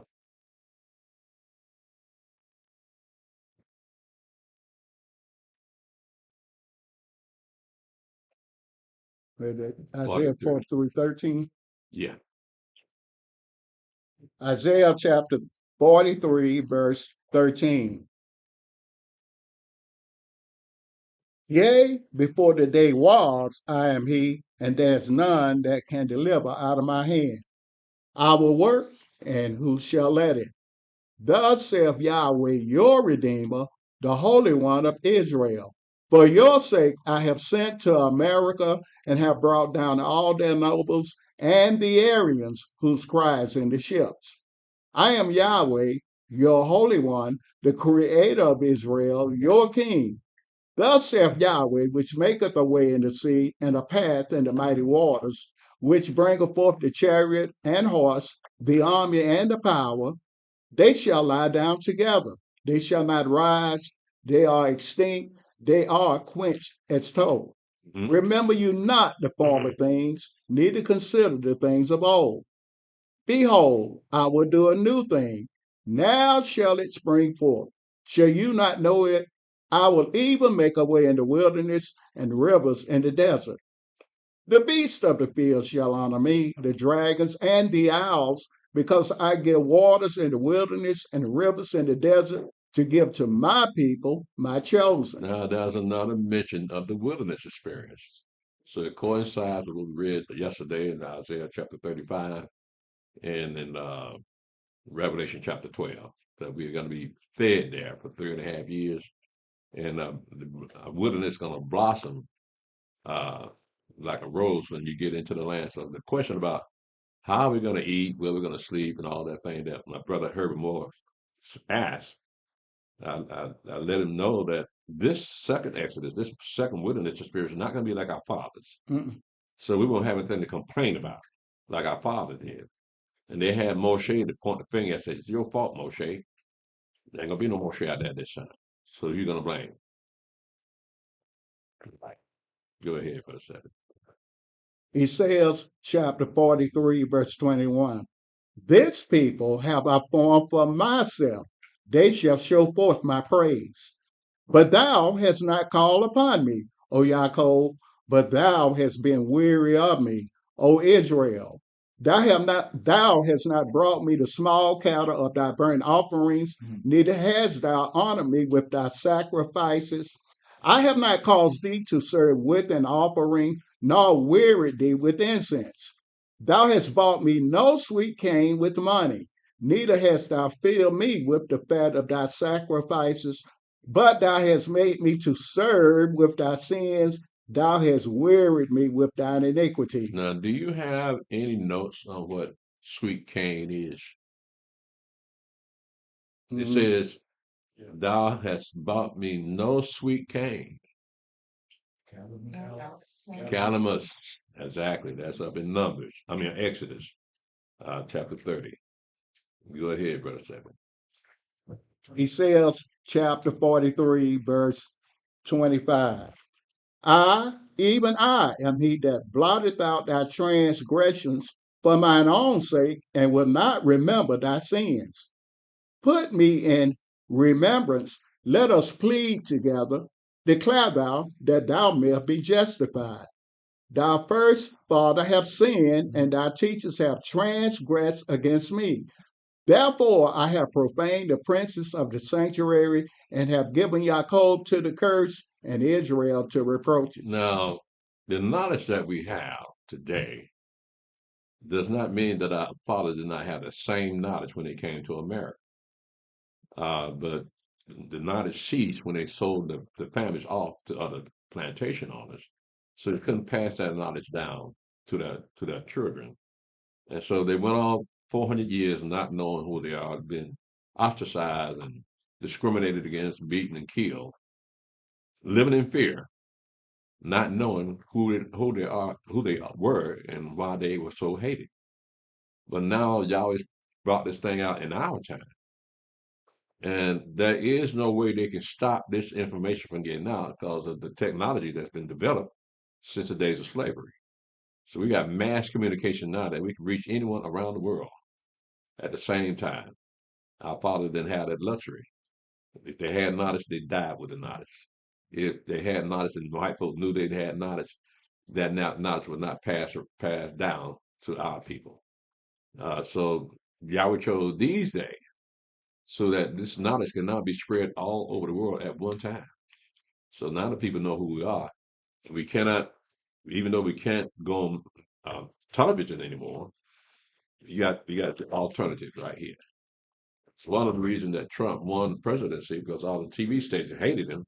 So you got on Facebook and you got on those social media platforms. That's how he got spread around. That's why people voted for him because they knew the television was lying to him. So he took an alternative. Look, his son told him, you need to get on one of them podcasts and talk to some of these bloggers. Trump didn't know about that. I don't know much about it myself. But nevertheless, that's what got him over. That's what people, and the media looking at that, they don't know what to do about that. Because the people that watch those blogs, those media platforms, they have more people watching them than the people watching television. They see that. That's why some of them sites you have people advertising on some of those platforms, and they get paid the big money. I know that there's a dude named Tim, I forgot his name, but he's a millionaire. All they do is talk. He cut out. He'd take it about 15 or 20 minutes to talk, talking about the news of the day, and then he goes off. He do that about 4 times a day, every day. So he's a millionaire. Easy money if you can do it. If you got game, if you can talk, have a conversation, then you can get on a platform, and people will come and see what you got to say. So now with me, yesterday I mentioned a word I shouldn't have mentioned, but we're not on YouTube like that now, are we? What? That word I shouldn't have mentioned yesterday. We took it. Okay, y'all normally take it down anyway, don't you? Right. Yeah. Yeah. Yes. Huh? You don't take it down. You come down. You took it down? Yeah, you normally take it down. Okay. So We leave up as these classes. huh? We just leave these classes up. Yeah, okay, these classes, I had to be careful with these classes. Yeah. I'm not gonna say that word. Yeah, yeah, y'all know what word I'm talking about, so no need mentioning it. And I mean, I guess I got caught up in the passion and it just slipped out. And before I could stop, I said, "Oh man, I done messed up." Man, So I got to put out YouTube in the first place. you turn from teaching, you start preaching. Yeah, I guess you're right, Steve. I started preaching. I guess I got the Holy Ghost. And I saw you last night. Huh? I saw you last night Oh, you did? Yes. Where you see me at? on YouTube. I did on YouTube.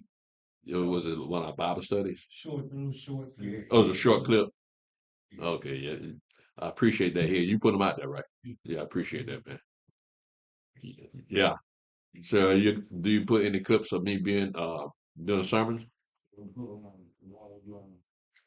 I ain't put it up yet, but the one where you breaking down Deacon Enoch when you asked about the X1 to hit them, y'all will remember. Okay, okay. Praise y'all. Appreciate it, man. That was a good idea you had. Yeah, very good. Are we on TikTok or anything like that? Okay. I never see it. But we don't take time. Okay. I see Bro Bless, but I don't see. I don't see. Listen to the everything.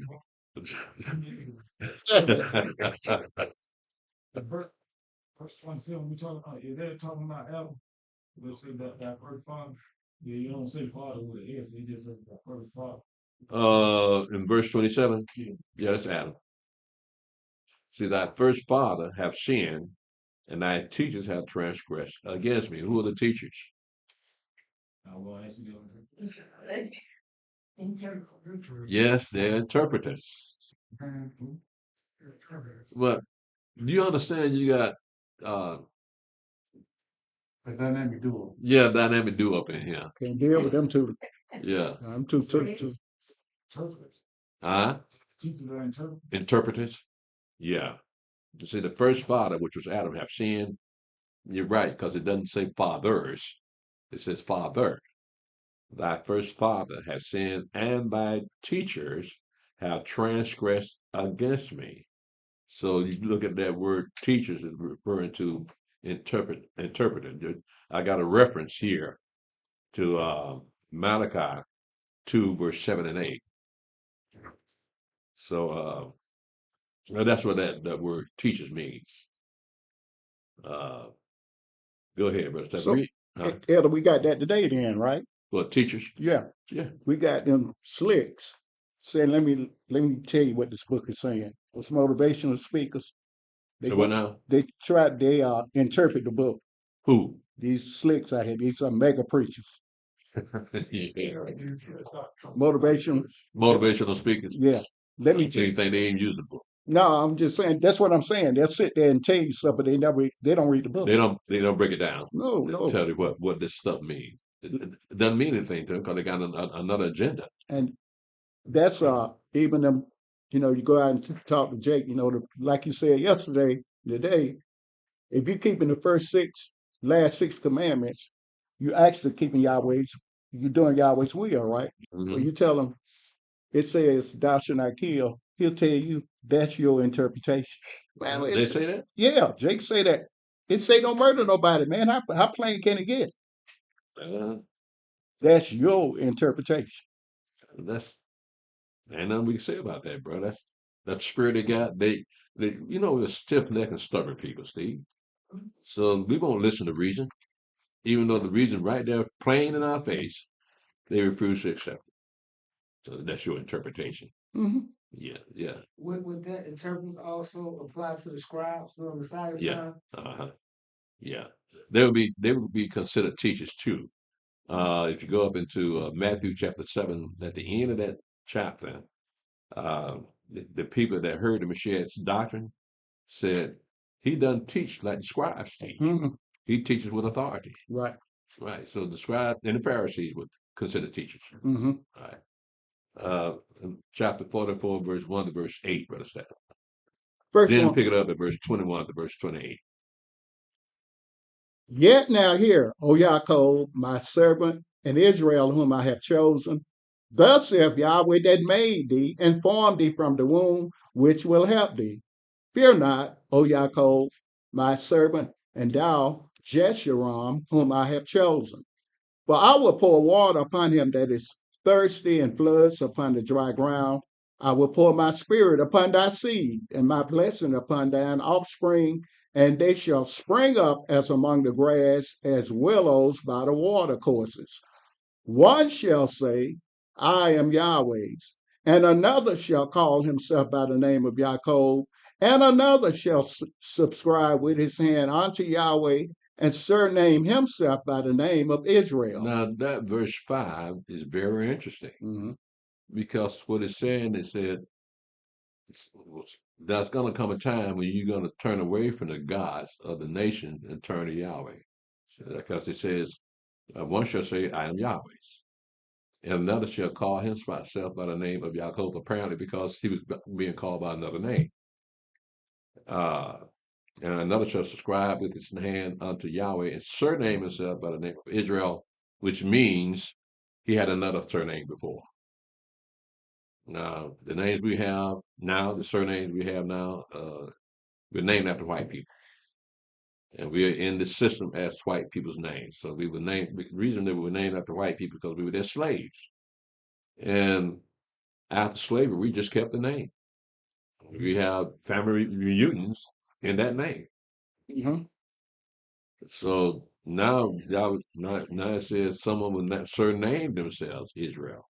So we got a new name, Israel. So that doesn't reflect anybody white.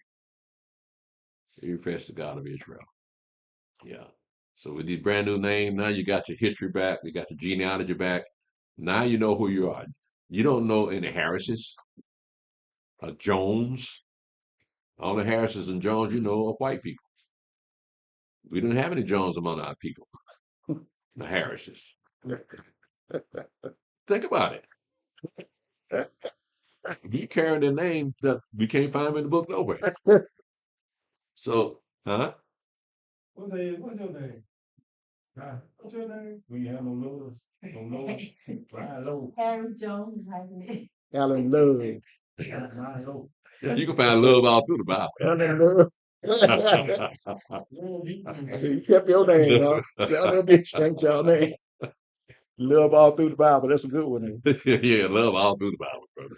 But the rest of y'all, I don't know about y'all. Ain't none of y'all surnames in the My Bible. last name Hill. Hill all through the Bible. Hills and mountains. You stretching, you reaching. Yeah, that's a long one, ain't it? Yeah. And during our family reunion, sister got computer. A lot of the people went to computer Mm-hmm. and found out we had more peoples, and they was under different names, but it just turned out to be a big thing, our family reunion. Mhm. So they were looking for where the name came from, Yeah, and they found it came from white people. yeah. Yeah, well, at least, well, what do they do about it? Do they change the name, or what do they do? They just keep it anyway? Well, we change the name, cause I'm just say I didn't change my name, but I'm changing my name now. And You're very kind now, right? mhm. Okay. So Slave names too. You know?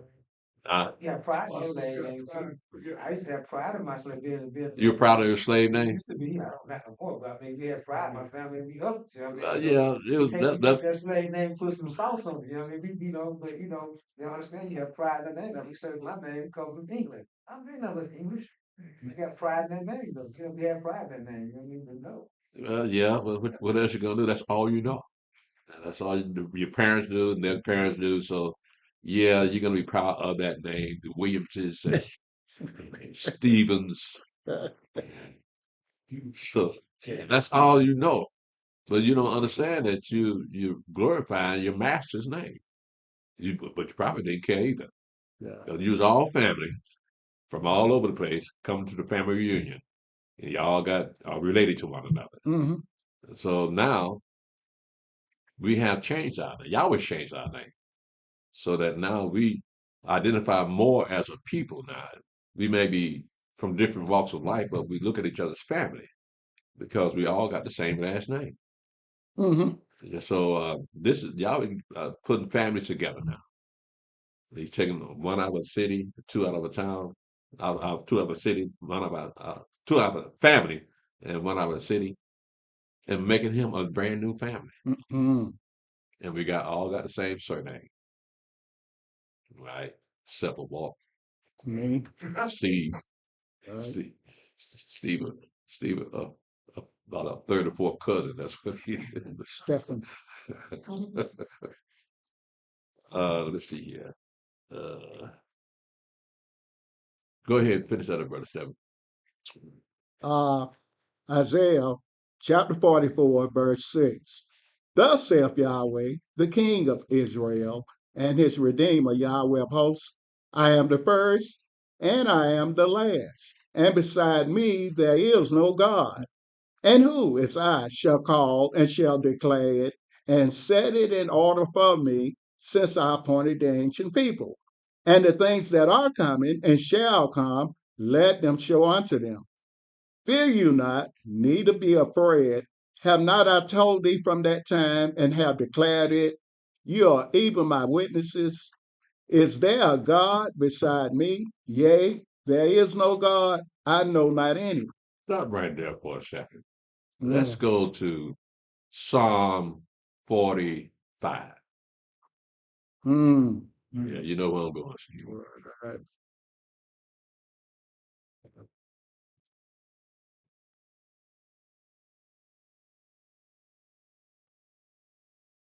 Just read from verse 1 down to verse 7. Psalm 45, verse 1 verse 7 says, there is no God beside me. I know that, ain't it, right? Let's look at that. My heart is in that. I'll wait till you get it. Yeah. Psalms chapter 45, verse 1. My heart is inditing a good matter. I speak of the things which I have made, touching the king. My tongue is the pen of a ready writer. Thou art fairer than the children of men. Grace is poured into thy lips. Therefore, Elohim have blessed thee forever. Gird thy sword upon thy thigh, O most mighty, with thy glory and thy majesty. And in thy majesty ride prosperously because of truth and meekness and righteousness, and thy right hand shall teach thee terrible things. Mm-hmm. Thine arrows are sharp in the heart of the king's enemies, whereby the people fall under thee. Thy throne, O Elohim, is forever and ever. The scepter of thy kingdom is a right scepter. Thou loveth righteousness and hateth wickedness. Therefore, Elohim, thy Elohim have anointed thee with the oil of gladness above thy fellows. But it's just one. Now we see that God has a God. That's right. How does God have a God? Well, if you're the son of God, you're God. The angels are referred to as sons of God, right? So this is a God that has its own God. So it can't be referring to no one but the Mashiach himself. Uh, even Adam is called the son of God. That's what I go say. So he become as one of us to know good and evil. Yeah, yeah. So yeah, yeah, it makes you a God, but you're gonna die like men, right? Because Right. your body wasn't created to absorb evil. Hmm. It's only created to deal with things that are good. But once you learn things that are evil, now you got to die. That evil destroy your body. That you've learned that Adam and Eve learned. Now that evil destroys our body. You're supposed to live forever. So again, what we have here is that there is no God, but with a slight difference in that there is written that there will be a God that has a God, and that will be the Mashiach himself. Because he can be sitting on his throne, because it mentioned him sitting on the throne in Psalm 45. It's mentioned him sitting on the throne, so he's going to have his own throne. So all of it ties together, the prophecies and the actual events. And they want to say this is you don't have to read this book. Well, if Yahweh gave you the spirit to read it, you can't help it. So you're not going to listen to people that tell you you're not supposed to read the book because Yahweh hadn't spoken to them. He's spoken to you. So they risk their own salvation by not reading the book. But they can't pick that book unless Yahweh want them to pick that book up. That's all that is. They try to convince you not to pick the book up. But if the Spirit moves you to pick that book up, you're going to do it regardless of what they say. It's too late. I don't think the book is too much already. People tell you to read the book, don't read it. They never read it. Right. They ain't never read the book. Right. They never read it. Because when I'm out and we talk about the book, people say that Bible been tampered with. I say, I tell you what, you show me where it been, and I know they put words Gentiles took liberties, but I say, show me where it's been tampered with, and I won't read it again. Or the white man really. Here's the book right here. Show me where it's been tampered. I say, no, just open it up and show it to me. Just talking. Yeah, I know. But that's what we grew up with. So we didn't bother reading the book either. Nope. But then something changed. Yeah, the Jacob showed up. Yep. Very powerful brother. If it was meant for you to hear him, you would have heard it. You would never turn anything to his what? What time? What year y'all came here to this address? Steve been here longer than me, but we came to this location in '97. Mm-hmm. We was over there on North Decatur Road at first. Okay. Now, I when was I thinking about what I was doing. yeah. I was thinking about the timeline when I got, between 97 and 2006. I got it 2006. You got it 2006? Okay. Now, when I came here, we was in a 2-bedroom apartment Mm-hmm. over there in Southwest Atlanta. I used to party over there, and I ended up finding the truth over there. That same complex. Yeah. I forget You ain't what talking about Deerfield, are you? I know y'all talked. Deerfield. I used to live in Deerfield. Yeah, I used to party over there. I did too. Just think about it. I just thought I used to party over there. Now I find the truth over there. Yeah. Yeah. Elder Yaakov was a maintenance man over there, and he had 2 apartments. He was living in one of them, and the other one was the camp. Yeah. So that's how we got started. All right. So now here we are. Over 30 years later. Mm-hmm. Yeah. Yahweh gave us our own place. We had to start small to be where we are now. Yeah. Go ahead, Brother 7. Verse 21 to verse 28. 21. Isaiah chapter 44, verse 21. Remember these, O Jacob and Israel, for thou art my servant, I have formed thee. Thou art my servant. O Israel, thou shalt not be forgotten of me. I have blotted out as a thick cloud thy transgressions, and as a cloud thy sins. Return unto me, for I have redeemed thee. Sing, O you heavens, for Yahweh have done it. Shout, you lower parts of the earth. Break forth into singing, you mountains, O forests, and every tree therein. For Yahweh have redeemed Jacob and glorified himself in Israel. Thus saith Yahweh thy Redeemer, and he that formed thee from the womb.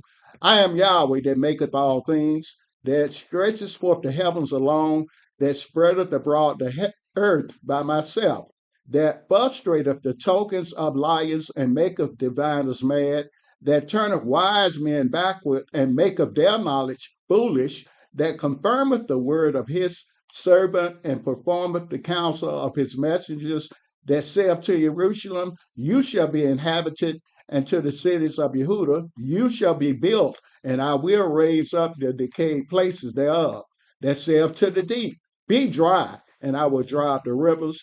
That saith of Cyrus, he is my shepherd and shall perform all my pleasure, even saying to Jerusalem, thou shalt be built, and to the temple, thy foundation shall be laid. Now, this particular verse is interesting in the fact that when it was written, the temple was still up and Jerusalem was inhabited. So he's talking about there's going to come a time when the temple will be destroyed. So don't call it. Yahweh already got plans for Cyrus before he was even born. Go ahead. Well, like verses like 22, and there's a lot of verses like 22 throughout prophecies. Is that saying that all of us, even those the Jacob people that understand worship with God, whatever, we all gonna be forgiven and cleansed, but when we go into that wilderness because they still doing what they're doing, then that's when the judgment gonna come upon them and they're gonna be purged. But as we leave it here, we're gonna cross the water. We all have been forgiven. We all got kind of like a clean slate, but because they keep doing what they're doing, they gonna get purged out and come under the judgment. Well, yeah, you remember when our fathers came out of Egypt? Uh, the first thing they did when Yahweh made that covenant with them, first thing they did was make a golden calf, right? And they kept on rebelling against Yahweh until Yahweh said, enough is enough. So he wiped out a whole generation of people that came out of Egypt. And so they had a new generation that came in, but then their children came into the promised land. But they weren't even all clean. They had the Midas still on them. So we're looking at comparing them to us. As far as blotting out our sin, yeah, he has to blot out our sins for us to come into the land. But that doesn't mean that we won't sin again. We'll still be sinning, but because we're still going to have those animal sacrifices. So the only time that we're not going to sin is on that new heaven and new earth. Mm-hmm. So nobody will be able to sin then. All right. Did you have your hand up? Oh. I'm going to stop right here and open the floor up for questions. Does anyone have any questions before we dismiss? No? What? You came all the way from Alabama and with no questions? Probably gave you a break. Normally, when them two here, No, I'm trying to brace myself, man. we can go home when them I two feel here. like something missing. Okay. Thank you for your mercy.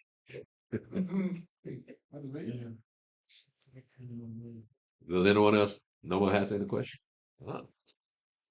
Let's see what's on chat.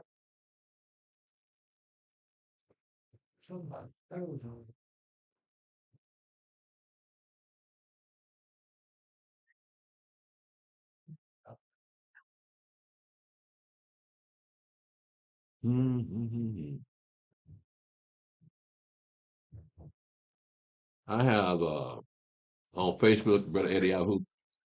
Yep. Okay. Shalom, Brother Eliyahu. Shalom, Brother Alahayim ben Yasharala.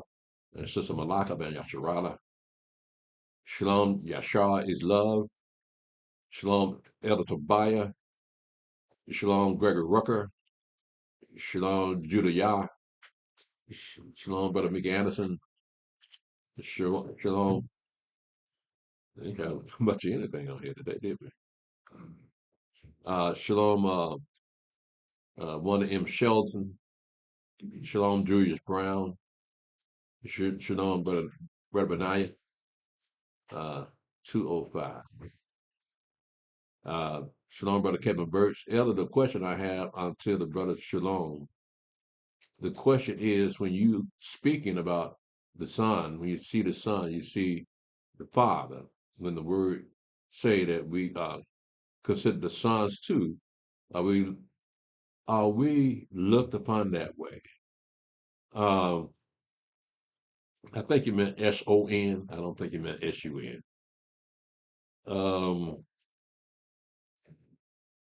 Well, he clarified that. Let's look how he clarified that. Let's go to John chapter 14.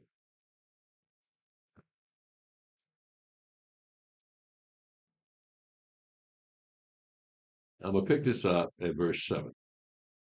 Now, this is why the Messiah said what he said. It said, if you had known me, you should have known my Father also. And from henceforth you know him and have seen him. Philip says unto him, Master, show us the Father, and it suffices us. Yeshua says unto him, have I been so long time with you, and yet hast thou not known me, Philip?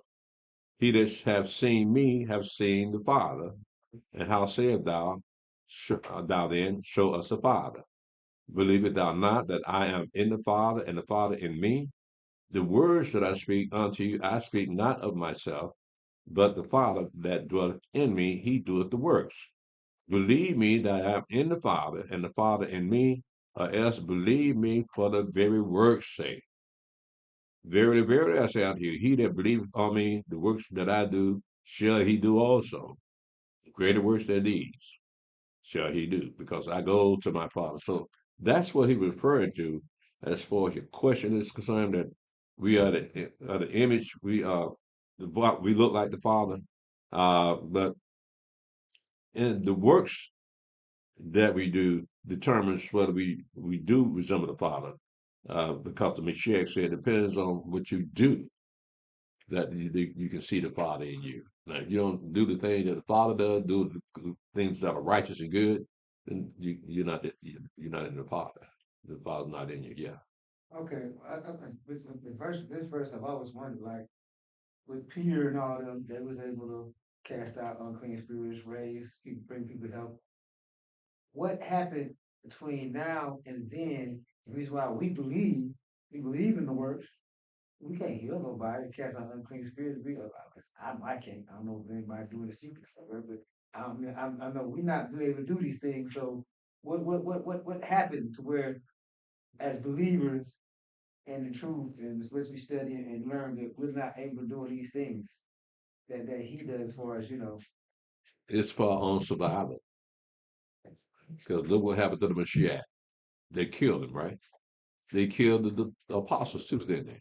They're doing the same thing that the Mashiach would do, healing people, raising people from the dead, and they killed them. But if you start doing those type things here in America, you're going to get killed too. So he's trying to preserve you so you can come back into the land. All right, you can't do what they did back in the day. They put their life on the line. So with us, Yahweh hadn't given us that spirit to cast out unclean spirits, to cause things to happen like the Mashiach did, feed thousands of people, 2 fish and 5 loaves of bread. Yeah, the corporation wouldn't like that. Yeah, the pharmaceutical companies that do us like they did Dr. Sebi. You remember him? Yeah. Somehow he got pneumonia. He's the healthiest man on the earth. Had a child in his 80s, yet he said he get pneumonia. So yeah, that was a hit. Yeah. So I guess we can kind of look at it now that we have to look at it on the spiritual side, because now, like we said, the people that can't see, and we can now sit down with people and read this book and show them what it's really saying. So you kind of gotta give them eyes to see. Yeah. If they got ears to hear, then they can hear what you're speaking from this word. Right. So now Right. Yeah. Yeah, you can open up the eyes and open up the ears, and that'll be the works of Yahweh. Yeah. Right. But huh? No, he just got out once say mention on the same thing that he was at just speaking on. Yeah, but in the Mashiach's case, he was healing people that were physically blind. Yeah. Right. So they could see him, physically couldn't walk. Right. Yeah, those type of people. That's what I'm talking about as far as the works of Yahweh. Yeah. Yeah, if you did those type of works, yeah, you'd be in trouble. Yeah. Yeah. You know, the Mashiach said that greater works than these, those that we should be. You know, greater works than they were doing. You know? Yeah. Like you were saying earlier about, words being spread across all corners of the earth. Yeah. Like they weren't able to do it like that. Right. He using us to spread his word. Right. Right. Right. Those greater works that he's talking about. Right. The word can get spread out. Everybody have a chance to hear the word that he said it. Everybody gonna hear it. Yeah, yeah, absolutely right. Because now we have Yahweh giving us the tools to work with to spread His word more than the apostles did. Right. Right. So it's not just Jerusalem, Samaria to the Gentiles. It's all over the world that we spread this word. But not everybody's hearkening to us. Now, Deacon Exodus at choir rehearsals. I don't know if he saw this or not. He showed me a video clip of this President Ibrahim. What's his name? Abraham Torre. He's the president of what? Burkina Faso. Burkina Faso? Yeah. Burkina Faso. Well, he put out a speech saying, addressing us, saying that we are brothers. Right? We're looking forward for you coming back home. That's right. You seen that? Yeah, so, but he's the only one that has acknowledged that we're brothers. Because you don't hear no other African leader acknowledging that we're their brothers. Yeah. So I think he has some knowledge about who we are. Yeah. He knows that we are not like them, but they still want to be our brothers. Yeah. They know what we've been through over here in America. They know what they did to us. So they let us know you over there, but we saw what they did to you. What other African leader has ever done that? None of them. So yeah, that might be a key to our trip in Africa because he made. I mean, you got the Western African; they love this man here. I think he's trying to unify all of Africa, isn't he? It's going in that direction. Yeah. So I'm looking at that may be what Yahweh has in store for us to get through Africa without any trouble. Because we ain't gonna have no weapons on us like our father did when he came out of Egypt. They had them swords on them. Yeah, man. I had told my Isha, I said, Ibn Batori is the person that just might be the one that unite Africa. Yeah. Okay. I said it's going to separate all the puppets from the people, from the leaders that want to unite Africa. Yeah. Yeah. Yeah, I can understand that. So, Brother Kevin, that's what I was referring to when I said we look like the Father, right? Because look at the first man when he created in Yahweh's image. Well, we all of us that have breath are created in His image. But as far as the miracles though, we can't do those things because Yahweh won't allow us to do those things. And besides that, this is Satan's world. And Satan ain't gonna let you just walk around in his world and do all those great works. 2 weeks ago, you gave a be on the surface that be careful what you pray for too. Like you can ask God for those things, but you know what I mean. If He give it to you, like you gotta be careful with it because, like you were saying, like your life will be in danger. Right. Now let's look at it this way. I give this some thought too. Now we can't do that what our father did, Machete did here in America, right? We'd be in danger.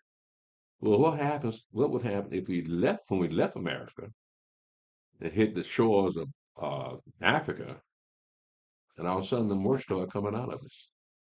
And remember, and listen, Now, would the Africans want to kill us?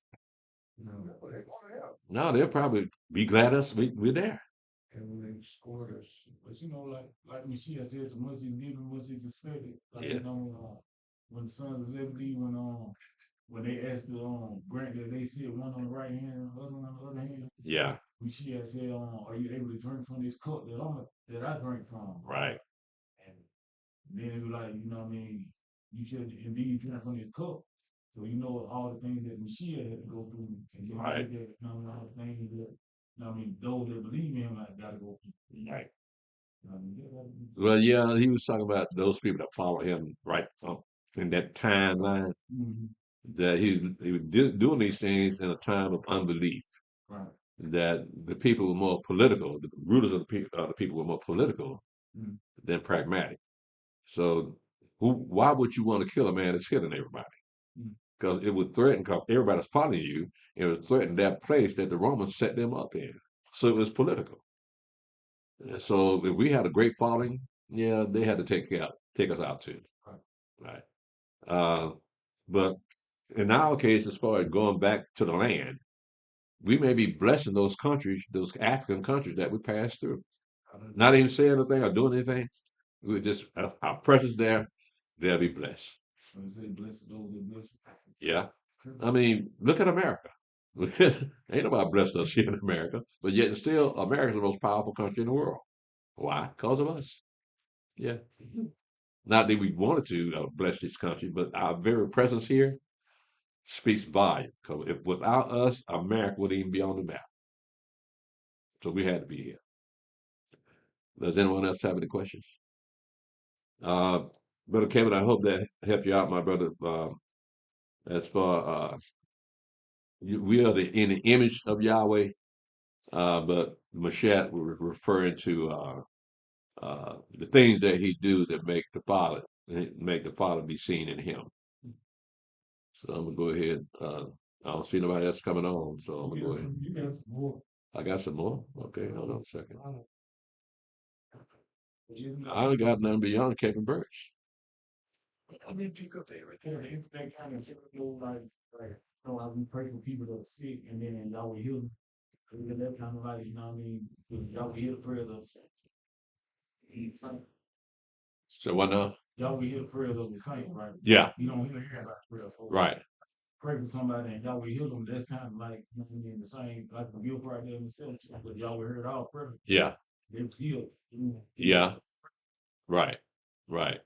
But no one takes prayer seriously, right? Because Christians pray all the time, and Muslims pray all the time. So this stick us all in the same pot, saying, well, these people pray all the time, but don't realize Yahweh's only listening to our prayer. Right. Right? They don't know that. Yeah, we were talking about covering earlier. And how many coverings are there? Coverings. Have you seen our wall out there where it talks about the two coverings? We got a pamphlet out there that talks about the two coverings. You might want to check it out. Okay. Do we still have it? Oh, okay. There you go. It's still out there. Let's see here. Okay. It's just okay. All right. Yeah, Okay. I can start at the top then, right? pretty much supposed to say. Okay, okay, I see it. I see it. Yeah, Shalom. Abraham Ben Israel. I didn't get his name on mine. Elder Tobiah got his. Gregor Rucker. Shalom, Shalom Judah Yah. Shalom Brother Mickey Anderson. Shalom Sister One M. Shelton. Shalom Sister Rachel. Question: can you break down 1 John 4, verse 1 to verse 6?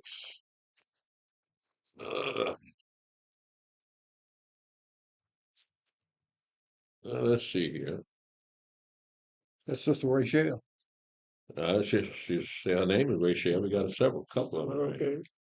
Okay. This is Rachel said 1 John 4, 1 to verse 6. Okay.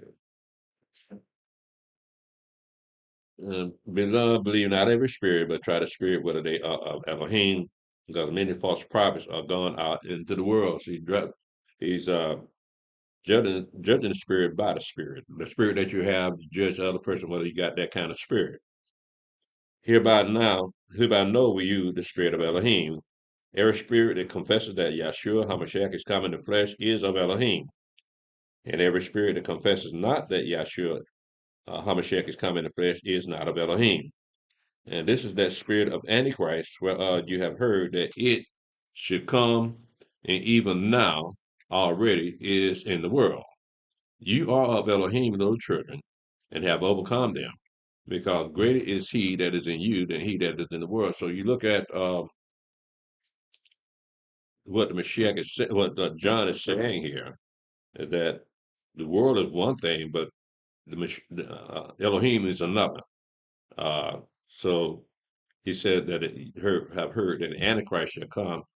Well, Christians have screwed that up, saying, well, the Antichrist is coming. Mm-hmm. There are many Antichrists. The Muslims are the Antichrist. Mm-hmm. You look at what the Christians teach, they're Antichrist too. Mm-hmm. So you can't say, you have to actually read the book and see how the Antichrist is defined, right? The Antichrist are those people that don't believe that the Messiah came in the flesh. That's all the Antichrist is.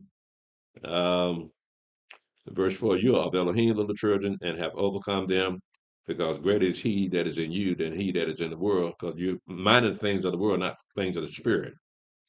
They are of the world, therefore they speak they of the world, and the world heareth them. We are of Elohim, he that knoweth Elohim heareth us. He that is not of Elohim heareth not us. What hereby know we the spirit of truth and the spirit of error. This says a whole lot in that when people don't want to hear what we got to say, all we do is quote what the book say, right? It ain't our word. We just show well, this is what the book says. Well, and they don't want to hear it. They in the world. So people that want to hear it have read this book and want to hear what you got to say about it. Right. So that's how that is. That's a simple explanation of that. So uh, that's what that is, my sister. Uh, let's see here. Shalom, Kevin Burks again. Elder Hiram, glad to see you doing all right. Jacob in Israel. Shalom. Shalom, Thomas J. Miller.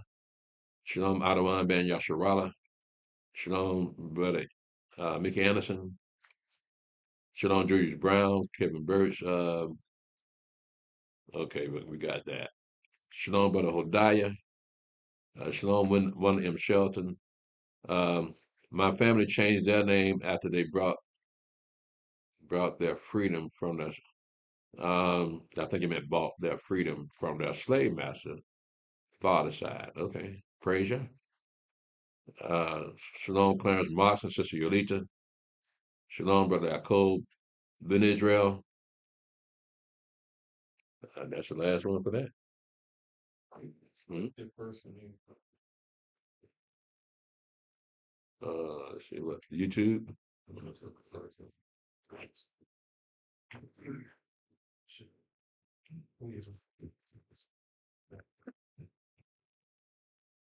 Is it here?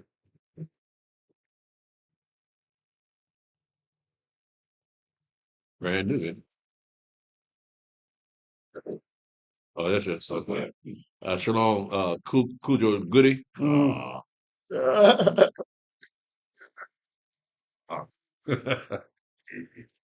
Shalom, Humble Rollers. Shalom, Elder Simeon. Shalom, Humble Rollers. In Genesis 3 and 22, Elder, is this when Adam and Eve were allowed to eat from the tree of life in the garden until they were beguiled by the serpent and ate from the tree of knowledge? Okay, let's look at that.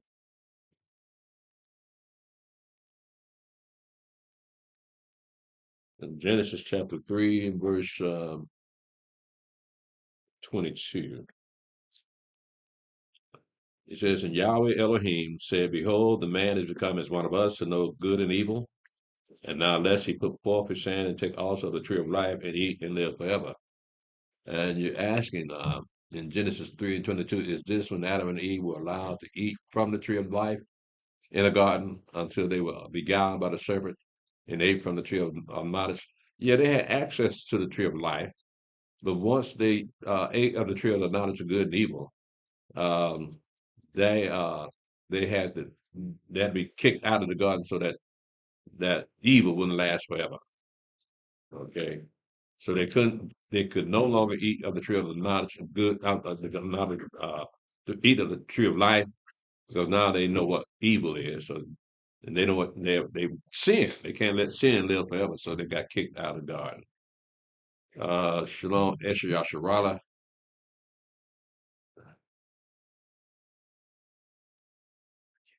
Oh man, y'all been busy.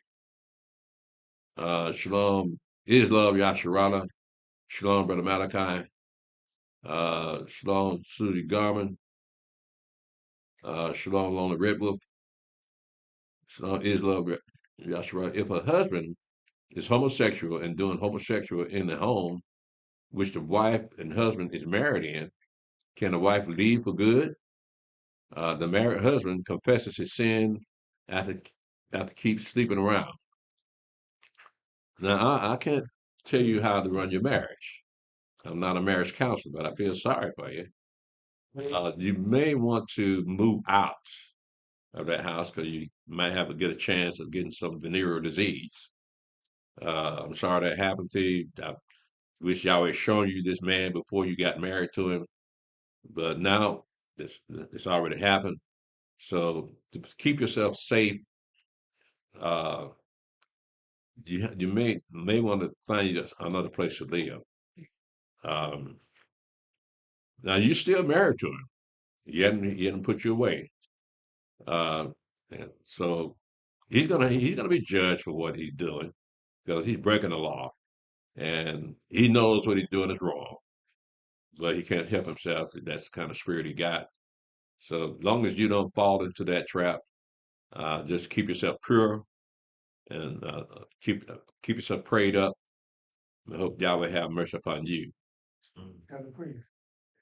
That falls up like a double adultery anyway, kind of like your fornication anyway. You think he has some kind of I mean, demonic spirit in him? like he's already committed adultery, but he's also committed another that's double abomination to me, adultery and homosexuality.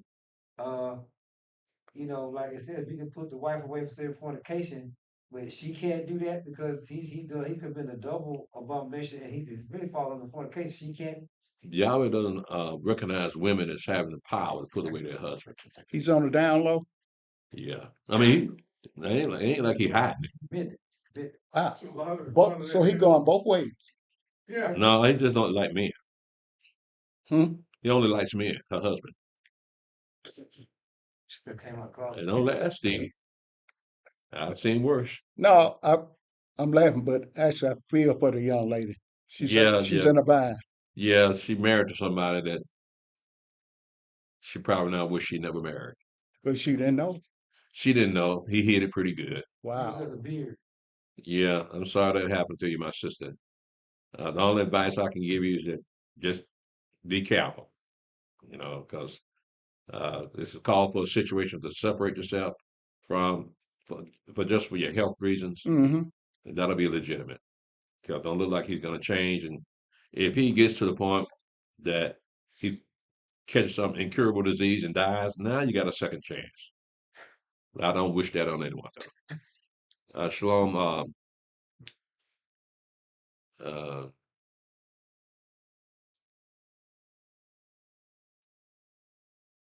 Uh, he put her out the house. Okay.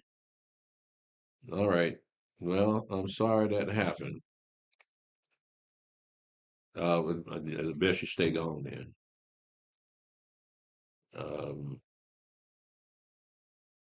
Shalom, Melinda Curry.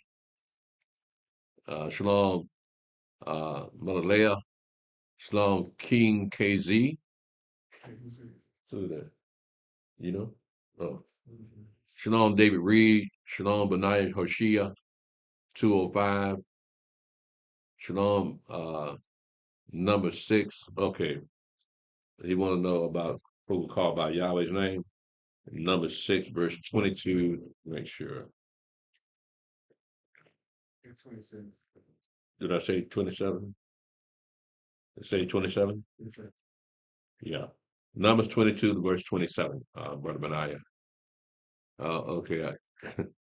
Okay, I got to put this blower down and start writing. Notes, gems are being dropped. Shalom, Israel. I've been Israel. Elder, can you help me? Let's see here. Okay.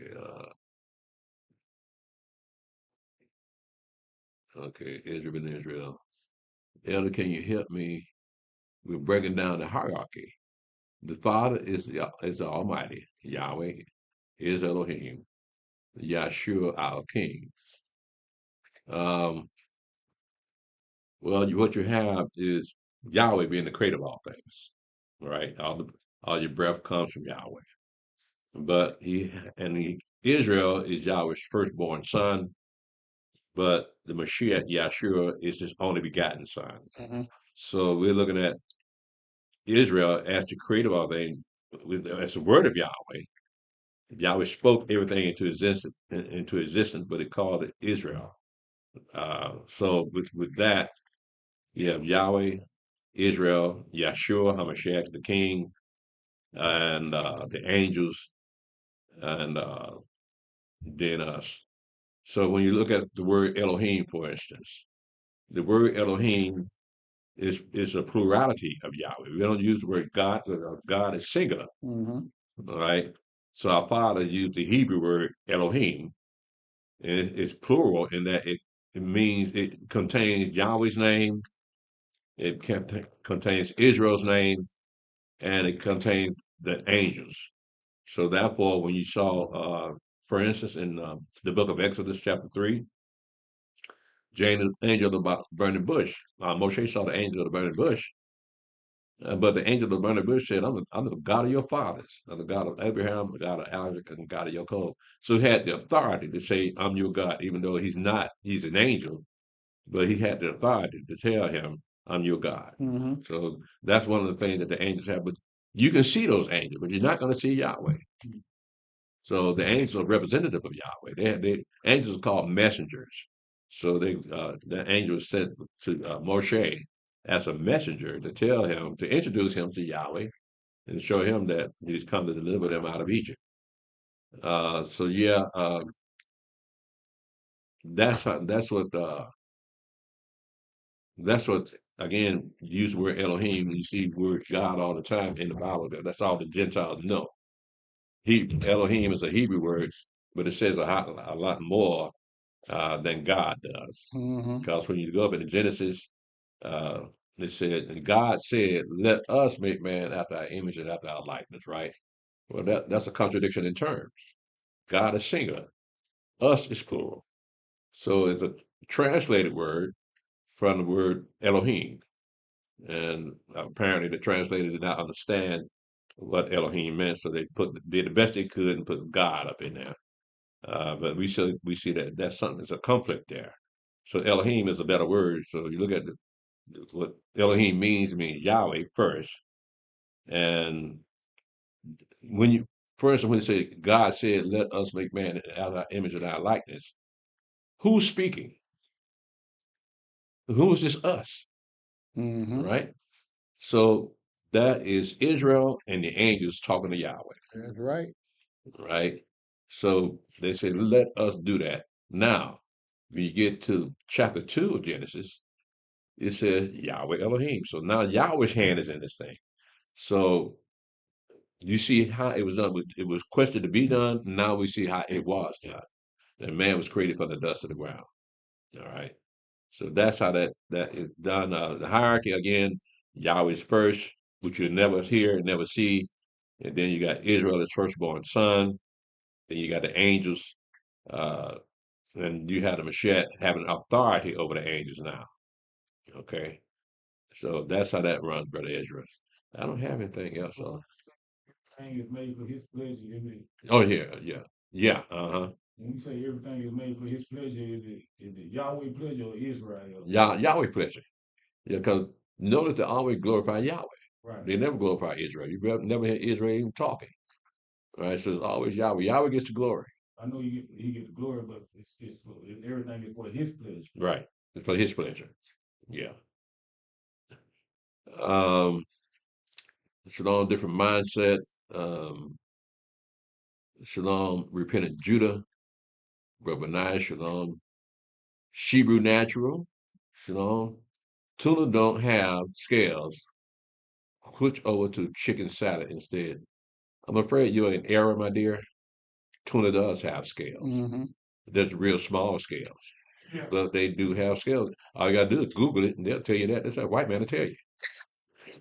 Yeah, it's a white man thing. Skinning of it too. Yeah, they do have scales there. Yeah, they're real small. Uh,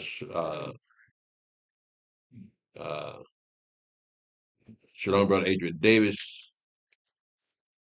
Shalom, Sister Malaka Banath. Forgot to say Shalom, Elder Priest, yourself and family. I just tune in to watch, listen, and learn from the great teaching Elder yourself teaches. Laughing out loud. I needed that. Deerfield used to be my party places, be one of my party places. So everybody been to Deerfield. Everybody been partying over there, huh? Yeah. For y'all old heads. Shalom King Dreddy. Oh, geez. Cali Club. In Genesis, most sons were begat and lived 900 plus years. Is that around year 1000? No, they didn't quite make it that far.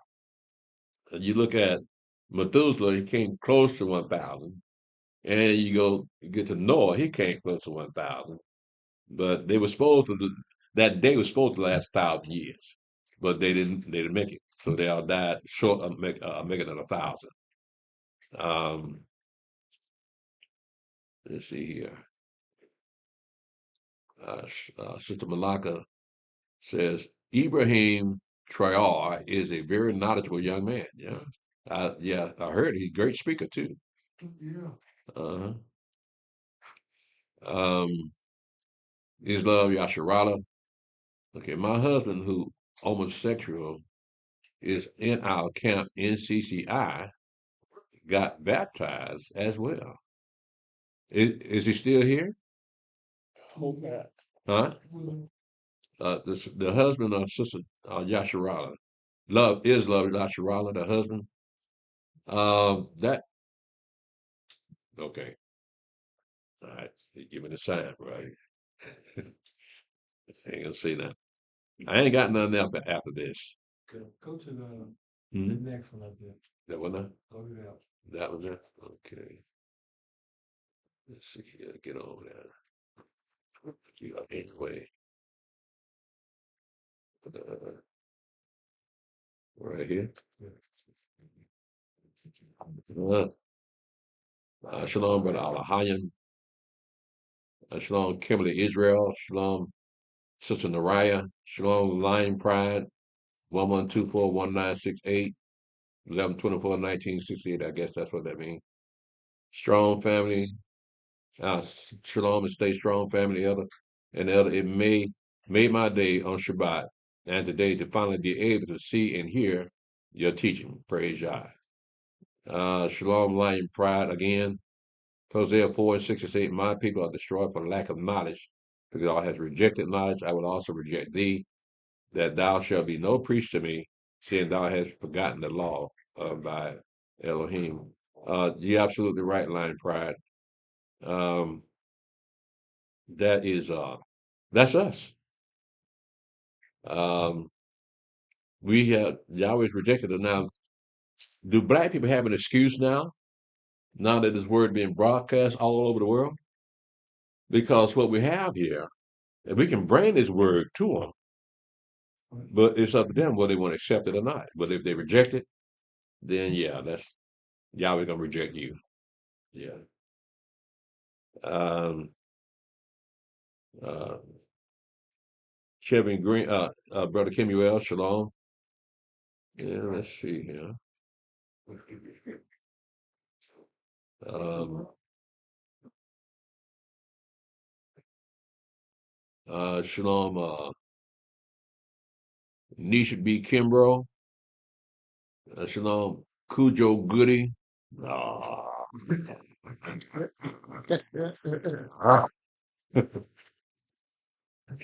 We grown men, man.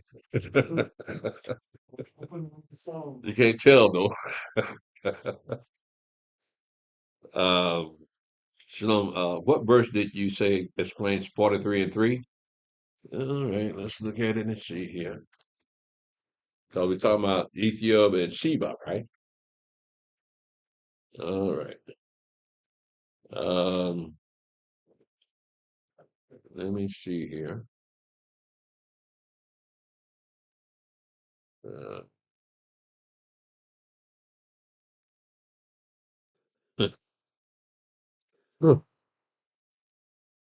see here. Oh yeah. In verse 3, it says, "For I am Yahweh thy Elohim, the Holy One of Israel, thy Savior. I gave Egypt for thy ransom." Again, that was when they came out of Egypt. And Ethiopia. When did that happen? That happened in Second Chronicles chapter 14, verse 9 to verse 15. Okay. That's Second Chronicles chapter 14, verse 9 to verse 15. And Sheba, uh, for the Sheba, you can find that in Psalm 72, verse 10, and that happened during the time of King Shlomo. Right, but Second Chronicles 14. Second Chronicles 14, verse 9 to verse 15, where he gave Ethiopia to him. And then Psalm 72, verse 10 is when the Sheba was given to King Shlomo. Well, they came by bearing gifts. He ruled over them too. All right, repeat that last Uh, one. I'm sorry, Elder. I didn't mean to make that face. Do you understand, though? That's my Psalm 72, verse 10.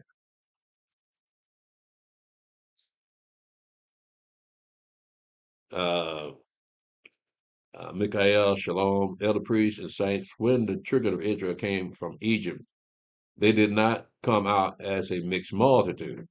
A mixed multitude came out with them. Well, that's true. Uh, so, but that mixed multitude did not make it to the promised land. All right. They were killed off. All right. So you got that. Let's see. Um, it says, Cujo Goody. You having fun, ain't you, bro? Every time the name come up. Shalom, can Satan hear your prayers and thoughts? That's a good question.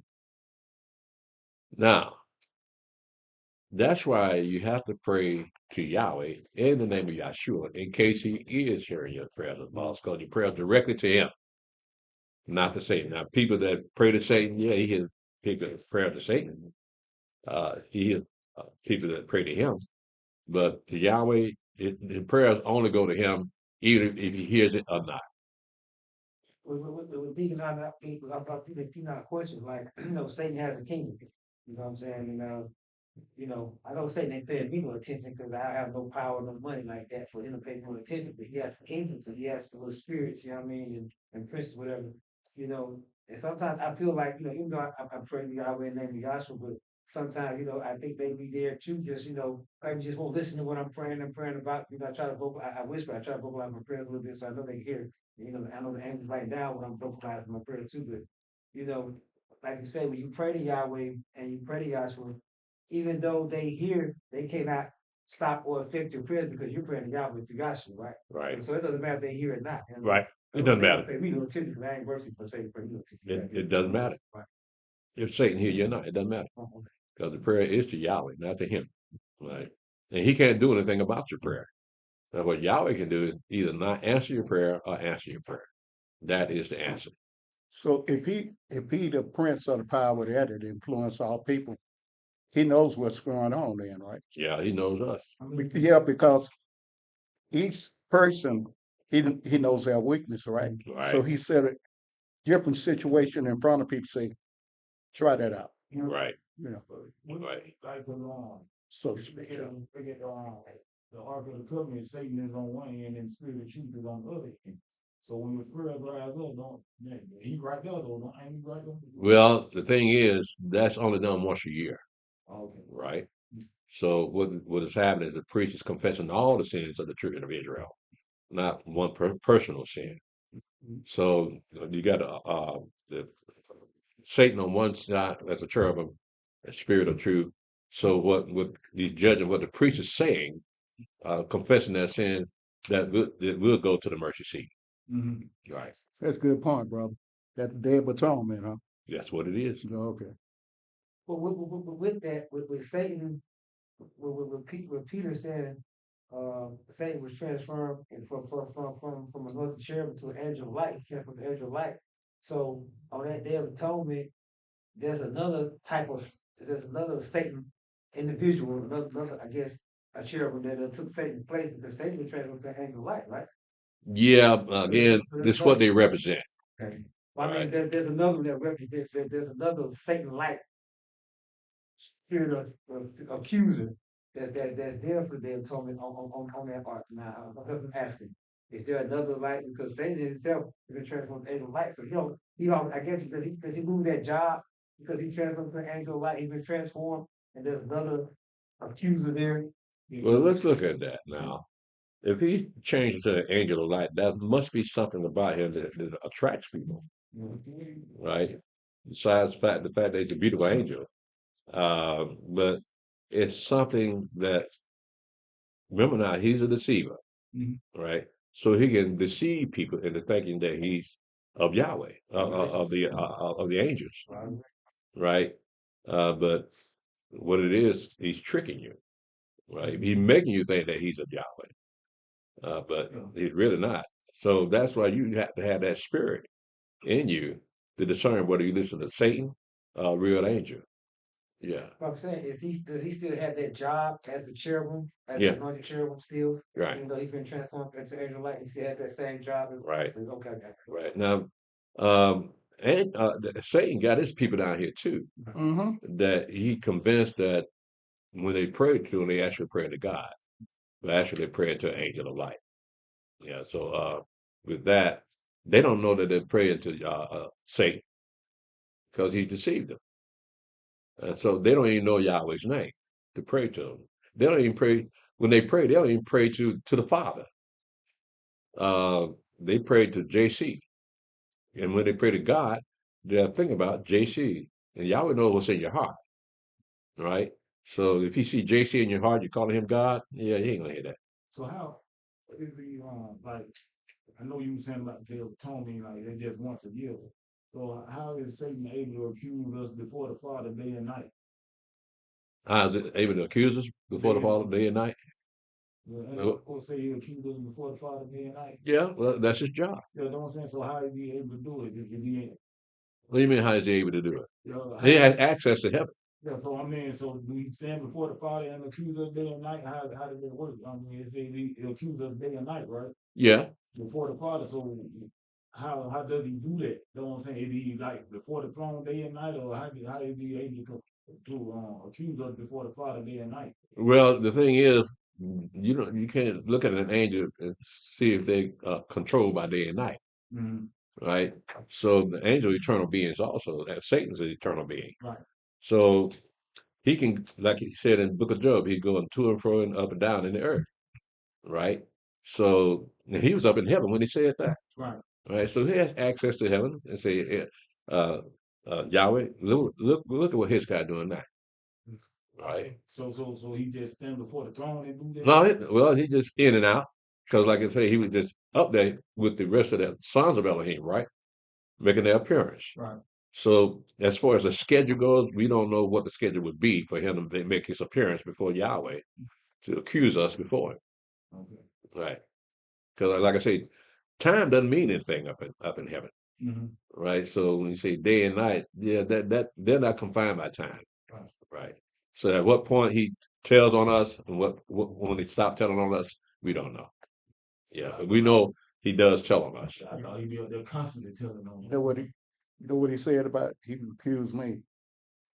You know what he said? What? Yahweh, you need to take Steve's license away from him. Yeah. I'm just messing with you. It's like even the Job situation, you know what I mean? When Yahweh hasn't Satan about Job, you know what I mean? He said that Job feed you for not. How did Satan know about Job? Because Yahweh told him. I'm just saying. Have you seen my servant Job? No, but Job, but Satan said, do he feed? But does Job feed you for nothing? You know what I mean? Right. But how did Satan know what? You know what I mean? That Job feared Yah and Yeah. what type of person Job was? Mm-hmm. So I mean, Yahweh had to introduce Satan to Job. Okay. Right. Say, have you seen my servant Job? Right. So that got Satan's attention. And so Satan said, well, we're gonna fix that. Yeah. I'm gonna make a cushion to your face. All right. So when Messiah talk about he seen him fall as a lightning, you know, so as of right now, we understand Satan still had access. Yeah. So when he does not have that access anymore, and he's kicked out, okay, he's kicked out. So now he's stuck on earth. When we still have to celebrate the Day of Atonement before the Messiah returns, there's another cherubim that's gonna take that place because Satan's been kicked out. He has access no more. He's down here and stuck now. He has no access no more. But we still have to keep our days of atonement. Would there be another cherubim take his place as an accuser? Right now he has access to heaven, and every once a year, our sins are confessed to Yahweh, and he's standing there with the Spirit of truth. Now, when he gets kicked out, the question is, will he still be there? No. Would there be another, I guess, cherubim coming to take his place as the accuser? Oh well, Once hey, he kicked out. Satan has his own angels, so they wouldn't want about it be equal to Satan. I mean, Uh, so would there be another accuser there because he's no longer active. He's kicked out now. I don't know. I just put it like that. Well, there'll be someone to take his place. Right. The female, because that's what's killing us out here right now. With the daughter of Babylon. That's actually doing it. That's one of St. John's henchwomen. You understand? She right there on his side. How much dirt you want me to do? What did he say? I know. What you say to I know it's new. But I've America? been praying like that for What you years. saying? America is one of Satan's henchwoman. Look, the women today in the physical flesh. Oh, the women. All right. Now I'm saying, so I pray against the daughter of Babylon. All right, because that's what's destroying us. They picture Satan as a monster. All right, but then you got the daughter of Babylon. She looked just like all these females out here in this world, and we all get fooled or tricked at one time or another. You understand? We don't choose the way we're supposed to. All right, that's why we're going through different relationships. So I pray against her. She's his advocate as far as we're concerned. Okay? You look at these women out here. You know what I'm saying? You can see the brain. You know what I'm saying? They just walking around any old kind of way and they pulling who they want. Yeah, those people still in the flesh. They're Well, still in the world. You will. We was in the world, yeah. Some of them still are in the world. So I say, keep her away from me. I don't want no parts of her. Well, good move. I think so. Yeah.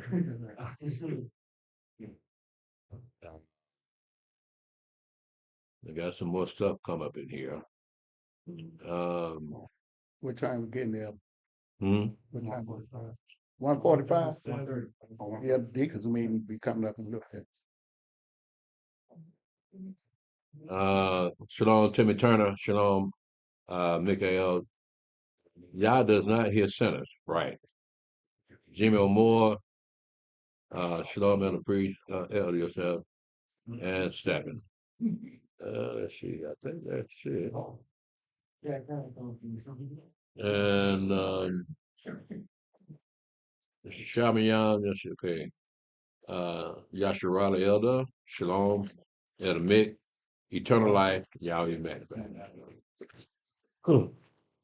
Okay, I don't see anything else, man.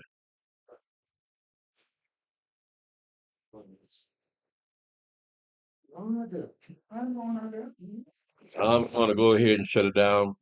I don't see anything else on here. Yeah, you gotta hide me, boy. Huh? You gotta hide me. Hide what? You gotta hide me. Who? Here? You gotta hide me. Who that? I think they coming after me, man. Oh, the cab car out there? They must have heard me yesterday. They coming to get me. They coming to get you. Y'all hide me. Huh? We gonna say we don't know the man. I don't know him. I don't know. Never seen him before, man. I came here by accident. I don't know him. Let's see. What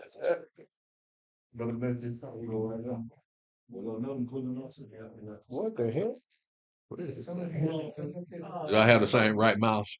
It's got the wrong mouse. Like that, where my computer moved